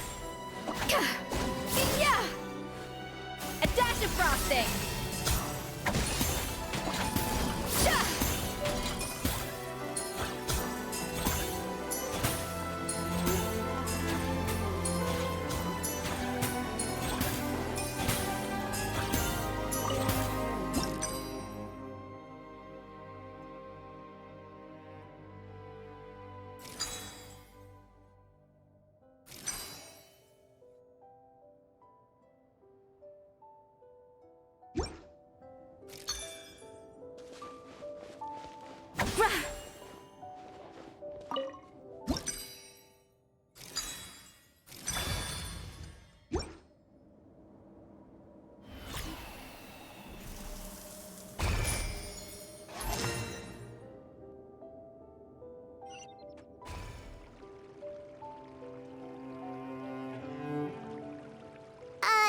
Blubber beasts or not, are we sure this stuff is edible? Trust me, they'll love it. Oh, good question. If we try to put them in the pool, we'll probably just scare them off again, and who knows how long they'll be gone. Yes, we can't afford to wait for them to double back. Oh, what was it that Modeste said again? Something about the food flowing away on the current.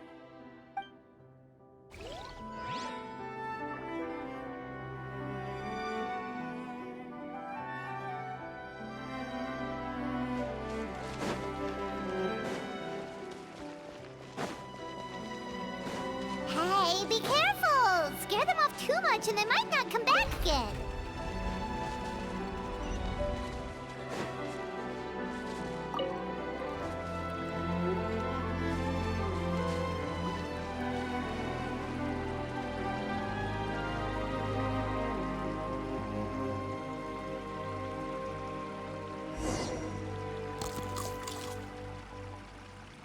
Wow, it's really singing! It must taste better than Paimon thought!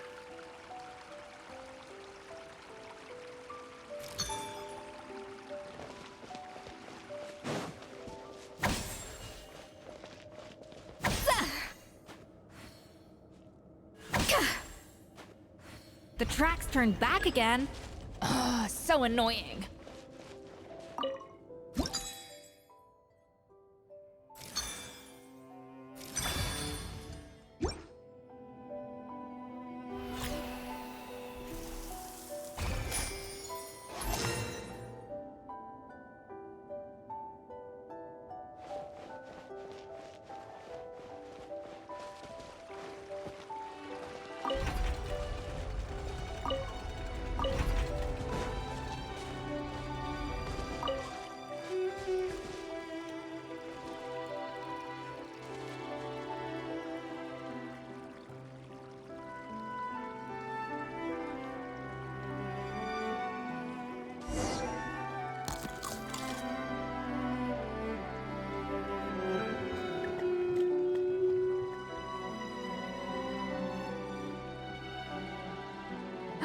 Hey, it's open!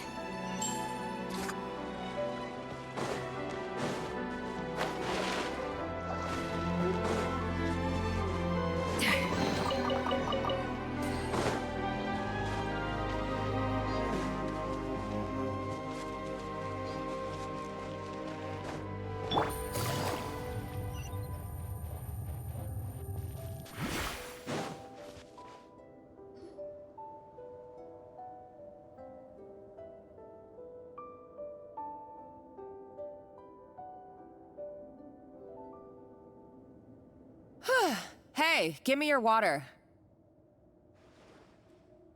Here. I said your water, the one you just drank out of? Sure.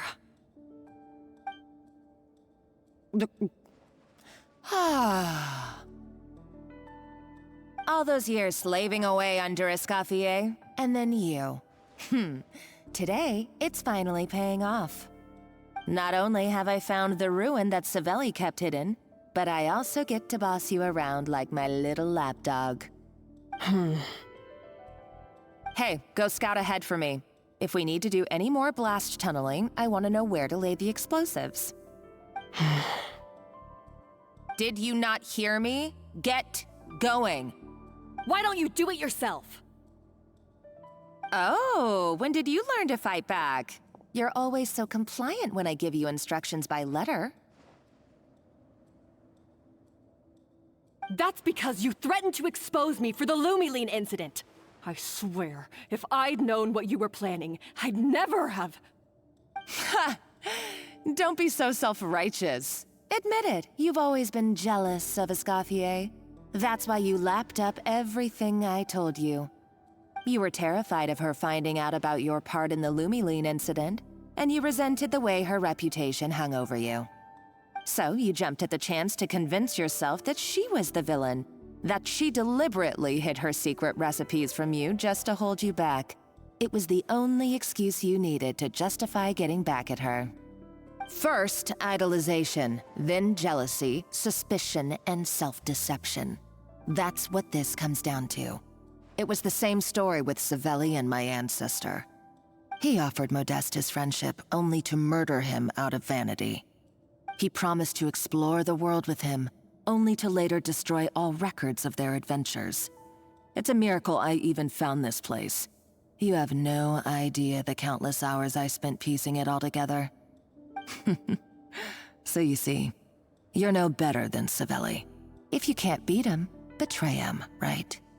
I am no Savelli, nor will I ever be. Oh, put a lid on it. You really think you can absolve yourself of your vindictive and jealous behavior now? Just because you finally realize that Escoffier never kept any secrets from you? You didn't show any remorse when she left, or in the cooking contest. Why start now? You have no right to redemption. You're right. I don't deserve her forgiveness. But I am done being bullied into submission by you! Ooh, feisty. But you should watch your tone. Talking to me like that could get you in big trouble. I somehow doubt that. Since I poisoned both our water bottles. What? Ever since I learned the truth, I've been biding my time, waiting for this moment. You've played me like a fiddle for so long, and now this is payback! But you drank it too! It's what we both deserve. This is the price we must pay for betraying Escoffier. You'll die here with me, Monica! You.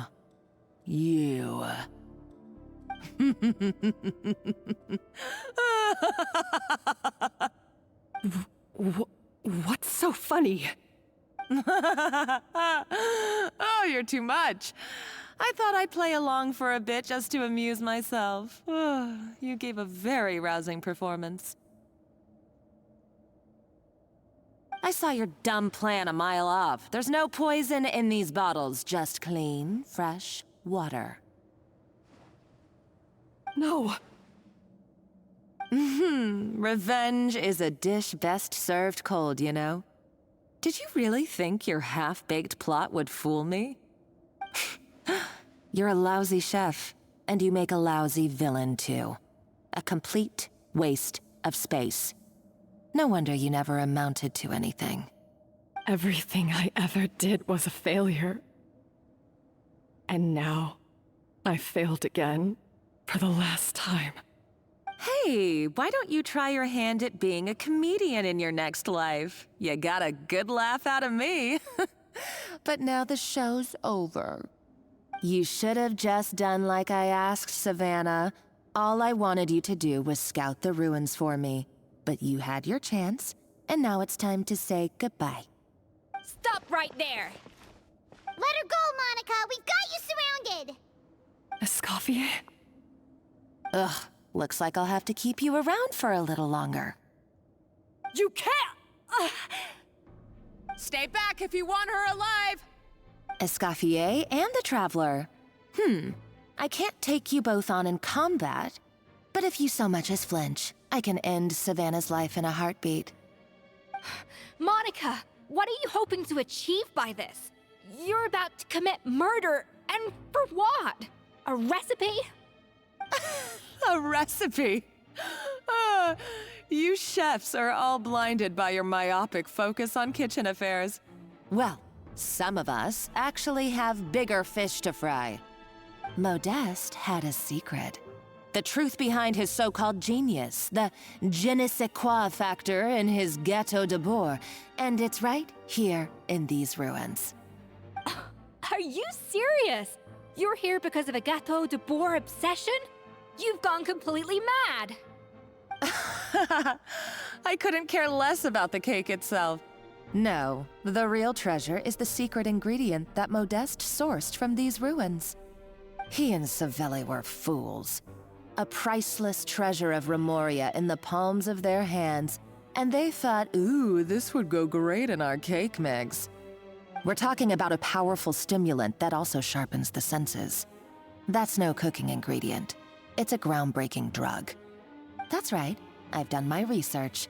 It was a drug that Remoria developed for their war machine. I could make a killing by selling it to the treasure hoarders or the Fatui.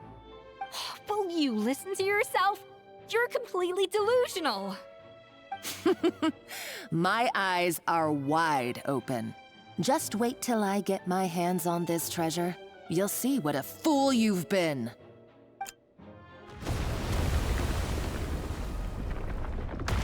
Wait, what's that sound? Just when I thought she couldn't get any crazier. She's lucky the whole place didn't collapse.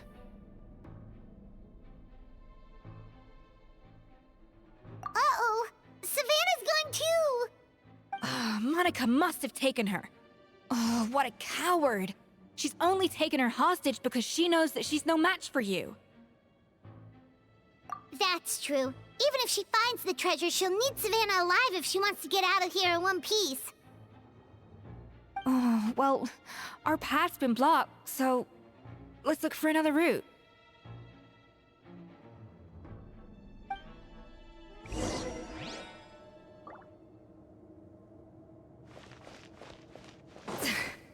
The water looks pretty deep here. Maybe it leads somewhere.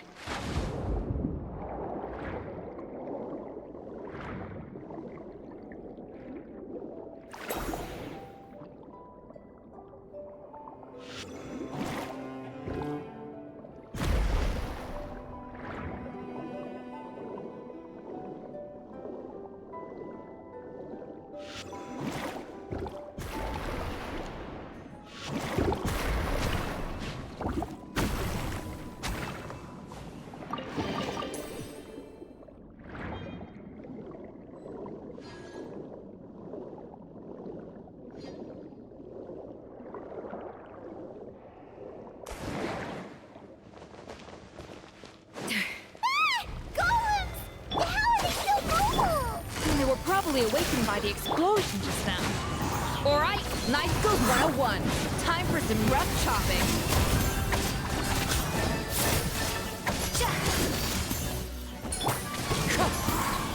As one with wind and cloud.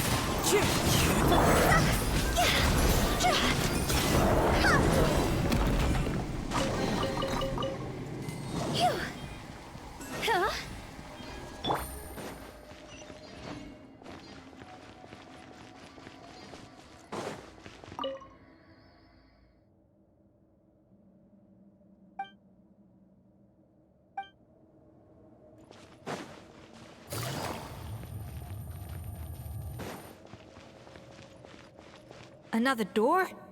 Guess we need to prepare another feast for our guests.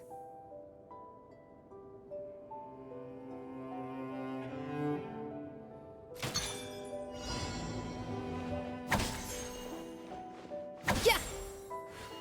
Ha!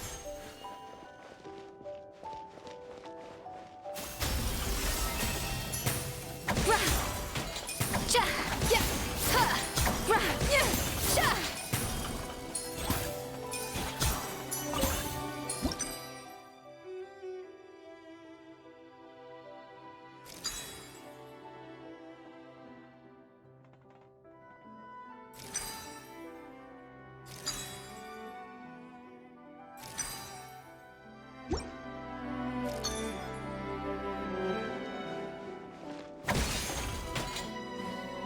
Yeah!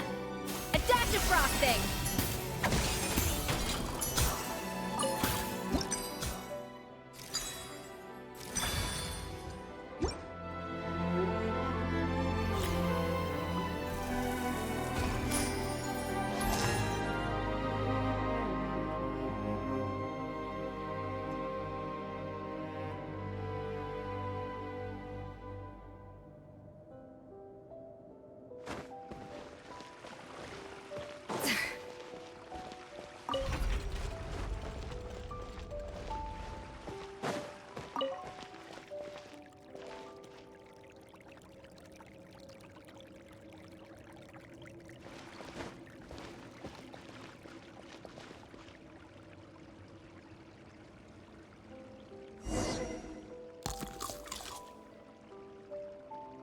It seems to really like the texture of Rome maritime flowers.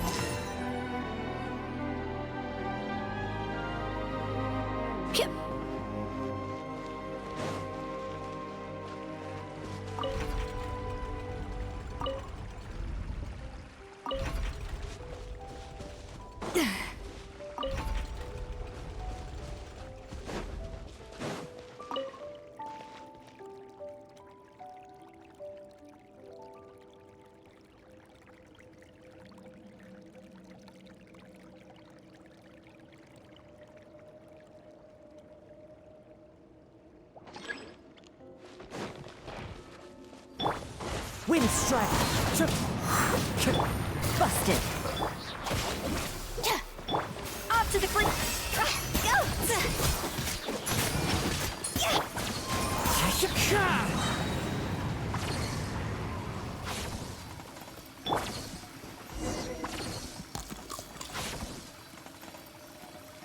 I never knew you could process Lumitwol like that.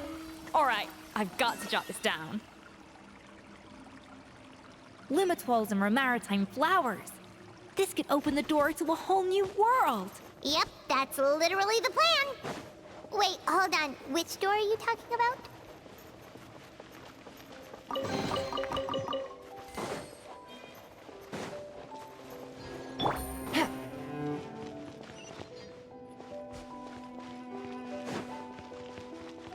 Take it easy.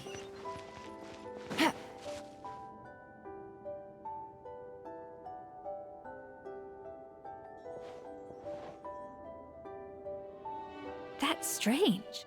These don't look Romorian to me. More like last century Fontaine. Adventurers from last century Fontaine, huh? Oh, Modeste and Savelli, do you think they camped here? By the looks of it, this was a one-person camp. They adventured together, but maybe one of them came back alone at a later date. Huh, you really think so? Trust our adventurers' instincts. We're pros at this stuff, just like you're a pro in the kitchen. Okay, well, the Traveler has more adventuring experience overall, but Paimon's definitely a pro rummager from all those treasure chests. Darn it! Paimon was just about to show off her rummaging skills! Huh, no kidding. Are all adventurers so obsessed with journaling? I mean, I guess I take a lot of notes when I'm cooking as well, but I thought that was just me. Anyway, let's find out who was here. It's been years since I've last visited these ruins. It's exactly the way I remember it. This place probably hasn't changed in millennia. Sadly, up above, on dry land, everything has changed. The treasure of Remoria. That's what we used to call it. Modeste was right about its potential. It turned Gâteau Debord into a national sensation. Our limited stock of the substance meant that the gâteau could only be produced on a small scale. But this only drove up the popularity all the more. Modeste was right about that too.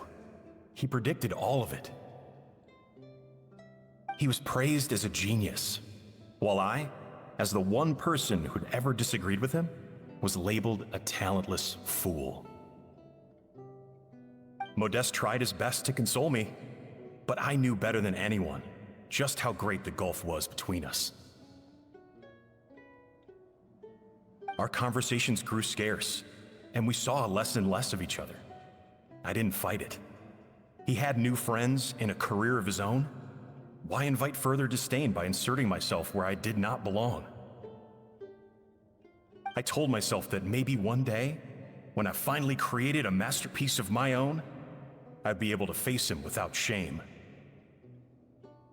Or maybe one day, when I've put these feelings of self-loathing behind me, I'd be able to ask him with a smile on my face, how about we go on one more adventure, for old time's sake?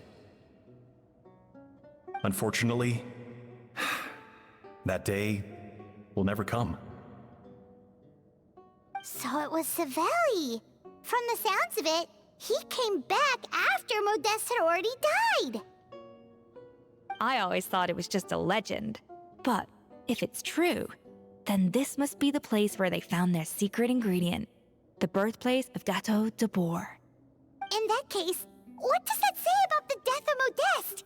If it's all true, maybe Savelli really did have something to do with it.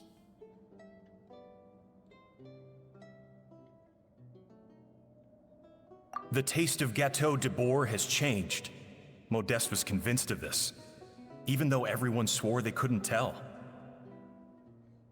Being the perfectionist that he was, he refused to accept even the slightest flaw in his work. He stopped all sales of the product locked himself away in the kitchen, and worked day and night, vowing to find out where he had gone wrong. But as he baked and taste tested over and over again, he found he only strayed further and further from the original taste. It was only when he was sipping on coffee one day and realized he could not taste the bitterness that the truth finally dawned on him. What had changed was not the gâteau, but his sense of taste.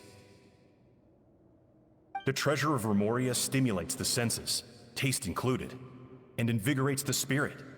In the short term, it offers people the ultimate gourmet experience, but in the long term, it dulls their senses entirely. In hindsight, it made perfect sense. After all, why would a culture that sought liberation from the constraints of their bodies care for the loss of their senses? But we realized it too late. We were just too late. Over the course of his many culinary experiments, Modeste exhausted the remaining supply of the treasure of Remoria. He consumed it all himself. The finest culinary talent of his generation now faced a future in which he would never be able to taste anything ever again. Finally, in despair, he took his own life. And because we had become estranged, I could not be there to stop him, to offer some words of comfort, or even to say goodbye. Yet despite everything, he sent me his final letter. The treasure of Remoria? Guess Monica was really onto something. It really was a kind of drug. So, Modeste chose to end his own life. Then, why all the rumors that Savelli murdered him? Also, neither the Codex nor any other contemporary records make any mention of the treasure of Remoria. It's almost as if someone deliberately erased it from history. Modeste told me everything in his final letter. His was a tale of how even a genius could fail, and how much more devastating it is when it happens. Did he hope I would gain some personal catharsis from knowing the truth? Or maybe he wished for me to warn the public about the dangers of Gâteau Debord, proving that I had been right all along. But if the public ever learned how Modeste's greatest triumph became his undoing, his fall from grace would be swift and merciless. 1 minute a genius, the next a joke. It would surely spell the end for his restaurant too. What would be his legacy then? How would future generations view everything we built together?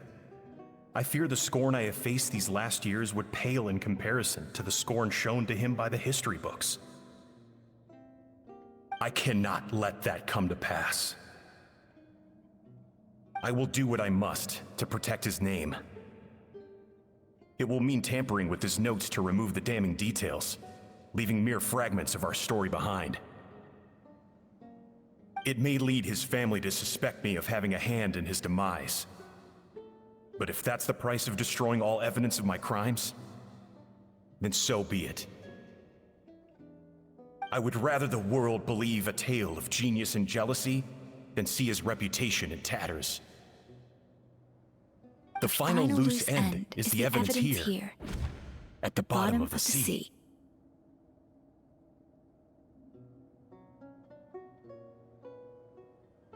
Huh? What's wrong? Didn't we say Savannah should be safe for now?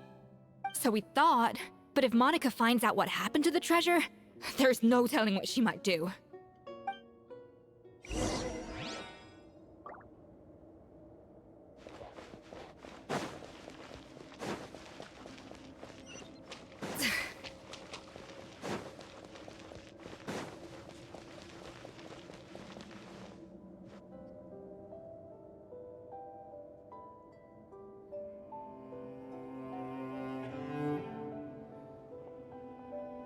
The treasure of Remoria.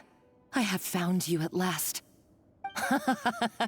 Savelli, you tried your best to bury the truth, but you underestimated the children of Modeste. Some fragments of his diary escaped your clutches, and we have held on to them for generations. But I have to thank you too, Savanna. Without your help retrieving the Codex, and with it the last piece of the puzzle, I may never have found this place. But now, finally, The secret to Remoria's military might is within my grasp. The treasure of Remoria is mine! Oh. It's empty. It's empty? Monica? Oh, we were seconds too late. Escoffier? What's the deal with that jar? Savelli's final act! He wanted to conceal the secret of the treasure forevermore and make sure it would never harm anyone again. So he came here after his friend's death and destroyed every last shred that remained. This can't be happening! All the years I spent piecing together the truth, all my painstaking planning, all that for an empty jar? Monica, don't do anything stupid. This ruin is more dangerous than you realize. Oh, shut your pie hole! Praise be to Lord Remus. You barbarian shall be slain.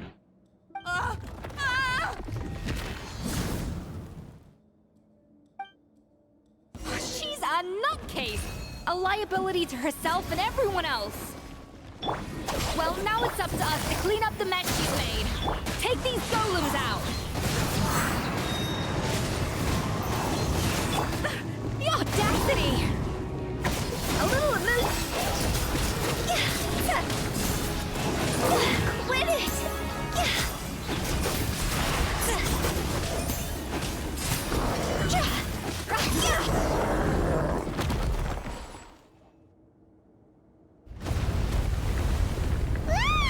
Why is this place still shaking?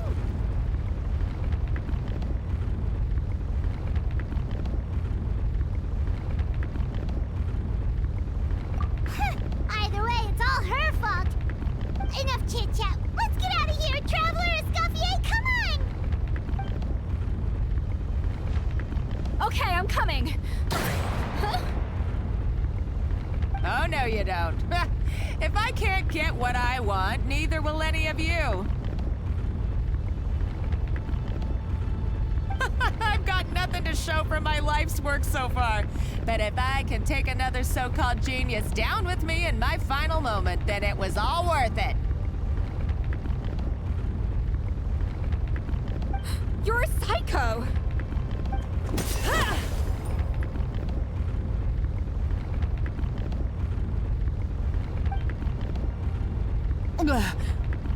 Savannah? Oh, when did you wake up?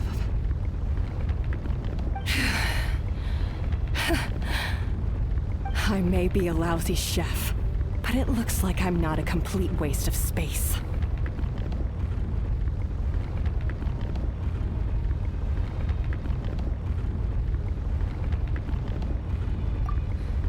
Traveler? Okay, let's go!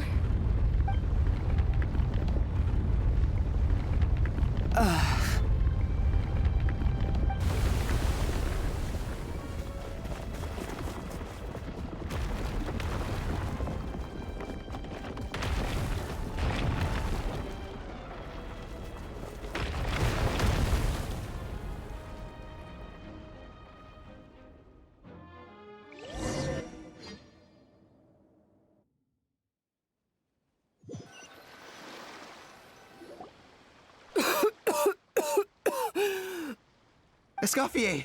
Savannah! Traveler! And Paimon! Venejem! What are you all doing here?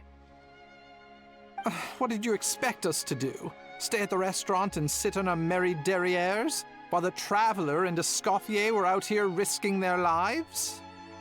We had to do something. Even though that something ended up being, well, waiting for you here instead. I don't deserve any of you. And I certainly don't deserve to be your head chef. It was my fault Escoffier had to leave. Then I couldn't live up to her standards. I acted like a tyrant, in the kitchen. And now I almost got myself killed. Come back, Escoffier. Come and be our head chef again. I'll never be able to replace you. Okay, so everything I said to you the day I left, it just went in one ear and out the other? Huh? Sorry, I was kinda in my own head at the time. All I could think about was the Lumiline situation. What was it you said again? Forget it. It doesn't matter. Anyway, I didn't leave this job because of you. And you're not nearly as awful a chef as you think. If you were that bad, why would all your staff show up here for you? Escoffier's right. Sure, you nitpick our work and get us to do things over a lot. But when it comes down to it, you're the one who's always doing whatever it takes to make sure the customers get served on time, every time. Things were pretty rough after Escoffier left, and Savanna's the only reason we've been able to make it through. Our customers know that Escoffier doesn't work for us anymore. But the fact is, they keep coming back. If that's not an endorsement of your work, I don't know what is. At the end of the day, we're all human, and we all make mistakes. All we can do is recognize where we get it wrong and do our best to improve. That's all that's humanly possible. No, I get what you're saying, but what I did to Firmin and to Escoffier, it's unforgivable. Well, about that, there's someone else here to see you, Chef. It's been a while, Chef Savanna. Firmin? I'm so sorry. I put far too much pressure on you. And the way I stubbornly refused to go and see you after you fell ill. There's no excuse. But I'm too late, aren't I? The damage is done.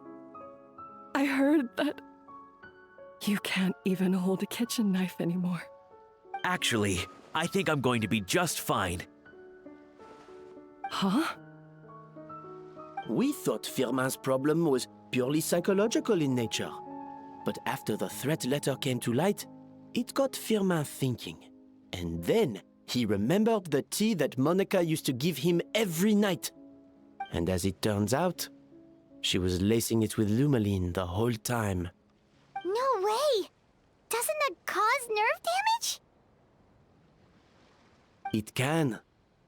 High doses pose a risk of serious nervous and sensory complications. But if you calculate the dosage carefully, you can control the extent of its effects. A small dose might simply make a person more emotional, whether that means more fragile or more hot-tempered. No wonder it seemed like you'd lost your edge. I asked my friends at the Fontaine Research Institute about it. They said that with the low dose I was taking, the risks are pretty small. They also fixed me up with some meds and said I should recover in no time.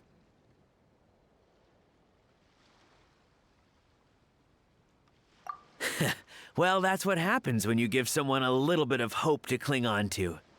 There's more. We believe that Firmin was likely not Monica's only victim. You mean she poisoned me too? Oh, so that's why Savannah's been so irritable this whole time! Let's not be too quick to blame everything on the Lumiline. That stuff can only amplify what's already there. So tasty food will seem like the most delicious thing in the world, while food you don't particularly care for will become utterly revolting. So you better make sure you reflect on your behavior and apologize to every single person you've wronged. I will. I'm sorry. There's still one question that's really bugging me. Why is it that no matter what I do, my Gâteau Debord never tastes the same as yours? Is it just... I mean, is it because you're a genius and I'm not? It's because the heating element in your oven is broken, you silly goose.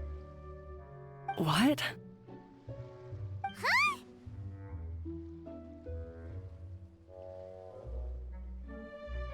I felt like something was off during the cooking contest. Once I got around to checking all the equipment, I noticed it right away.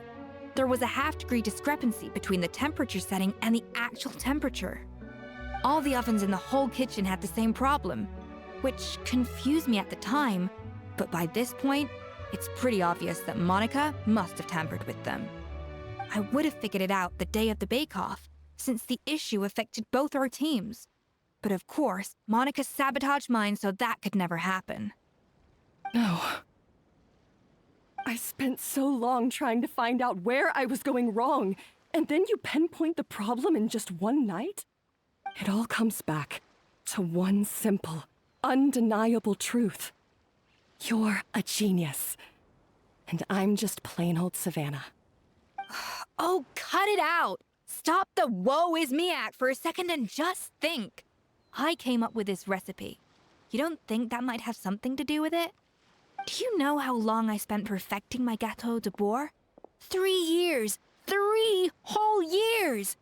I know this dish inside out, back to front and upside down. And you've been head chef now for what, 6 months? If that? A couple hundred failed attempts, and you're gonna throw in the kitchen towel and declare you'll never be successful because you're not a genius. You clearly have no idea how many kitchen failures I've had under my belt, or just how long it took me to finally get my recipe to a level I was satisfied with. Genius or not, everyone makes mistakes. Modeste did, Savelli did, everyone does. You're only a lousy chef if you don't face up to your mistakes, learn from them, and then keep chipping away until you crack the problem once and for all. Surely you haven't forgotten all that. You were no lousy chef back when I handed you the reins. I haven't forgotten. And I'll make sure I never do. That's our head chef. Ha-ha! Sounds like we won't need another changing of the guard in the Hotel Debord kitchen anytime soon. Huzzah! Aw, what a perfect ending to a crazy journey. Look how happy everyone is. So you got your mojo back now? Yeah. Thanks to you, Escoffier. In fact, no.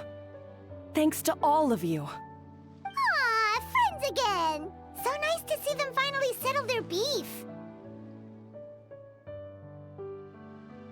Good. So now that's out of the way. It's time for payback. You cheated in our last bake-off, and I demand a rematch right now. Huh?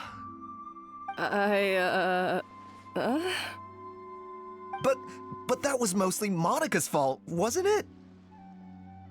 Right. And also, does it have to be right now? Savannah's only just got her mojo back, and you barely escaped from a death trap. No excuses. This is a cooking contest between 2 top chefs, and nothing will stand in its way.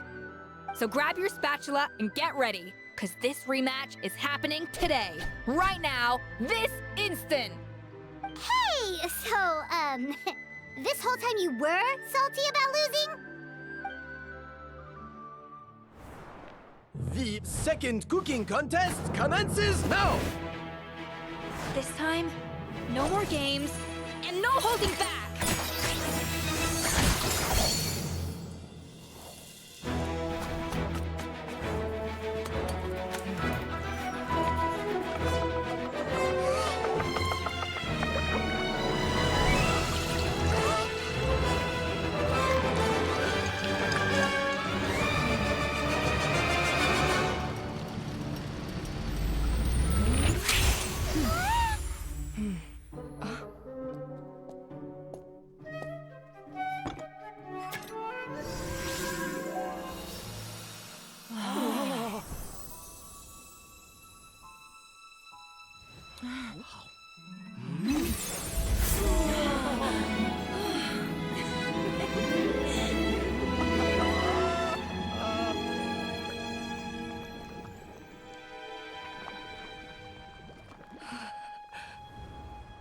I feel like I don't have the right to be here.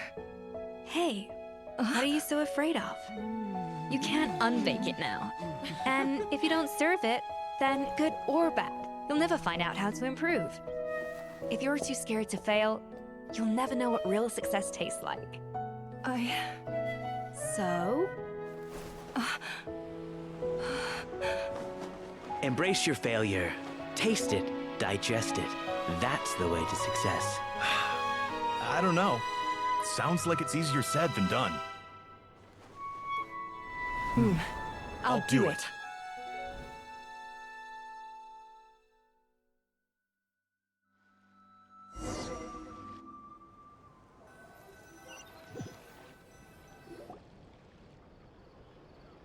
The results are in! A landslide victory for Escoffier! Quite rightly, too. Piece of cake.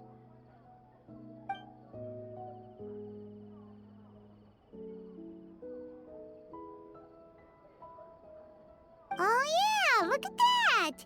Savannah looks pretty chipper too, considering she lost. Now, where were we? Yes. Do you have any more questions for me after everything that's happened? I thought Navia would have filled you in. And actually, I said all this to Savannah before I left. Although, as we saw, I don't think any of it sank in. I had 2 reasons for leaving. One was the food safety incident, of course, but the other was that the Hotel Debord had reached a point where it didn't need me anymore. So I decided to step down and look for new opportunities to improve myself. Improve how?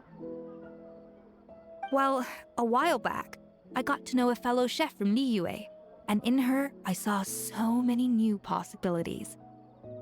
She has that same adventurous spirit that Modeste and Sibeli had in their youth. Slime mucus, lizard tails. With her, nothing's off the table. There's a whole world of new flavors out there waiting to be explored, hiding away in ingredients we overlook. Case in point, remember those Romaritime flowers down in the ruins? I used them in the cooking contest just now. Did you taste the difference? What? Paimon didn't notice at all! Half of the art of cooking is dissecting the recipes of previous chefs and figuring out the exact constellation of elements that gave their work its signature taste.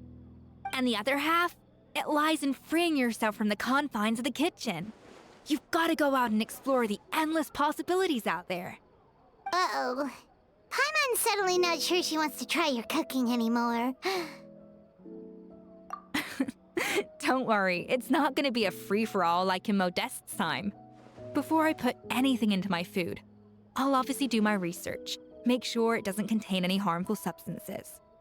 In the meantime, take this. It's a recipe for Petit Gâteau Debord revised version. I tweaked it to suit your needs as busy adventurers. Hope you enjoy, and remember, feedback is always welcome. All right! So, do you ever see yourself returning to Hotel Debord? Oh, of course. I've already promised Vanishem that I'll come back every once in a while to make sure the quality of the food remains at an acceptable level. You know, Paimon's still a little disappointed that we never got to see the treasure of Remoria. Surely Monica wouldn't have gotten drawn in so deeply if it wasn't for all the mystery surrounding the original Gâteau Debord. She practically dedicated her life to finding the lost pieces of Modeste's diary. Then went to all that trouble to infiltrate the Hotel Debord. And in the end, it was all for nothing. Since you mentioned the treasure, between Modeste's writings and what we saw in those ruins, I think I may have figured out the truth. The so-called treasure of Remoria was most likely a substance that the Remorians extracted from Lumitoiles, better known to us as Lumiline. Huh? So then, why all the hype back in the early days of Gâteau Debord? Don't forget, it was a very different era. We could barely even refine sugar back then, so desserts were very much in their infancy. In a world of bland food, it's no wonder that the first thing to really excite people's taste buds took the world by storm. And as for the Lumiline, it may well have been somewhat valuable in ancient times. But these days, it's just another drug from the Fontaine Research Institute. Even if Savelli hadn't destroyed it all, I doubt it would be worth that much these days. So after all that, there was nothing in those ruins but worthless junk. Feels strange to say it, but Paimon almost feels sorry for Monica. She sacrificed it all only to get nothing in return. Hey! Huh? Navia? You just got back from that underwater ruin, right? Well, check it out. They ran a special issue. Did you see anything like this down there? Freshly unearthed from the ruins of Rumoria, a magnificent jar thought to be over 1,000 years old. Experts say it has immense artistic and historical value. It could be worth an absolute fortune. Wait! Isn't that the jar they used to hold the treasure? If only it was still in one piece. Some butterfingers must have dropped it or something. Ugh, it's such a shame.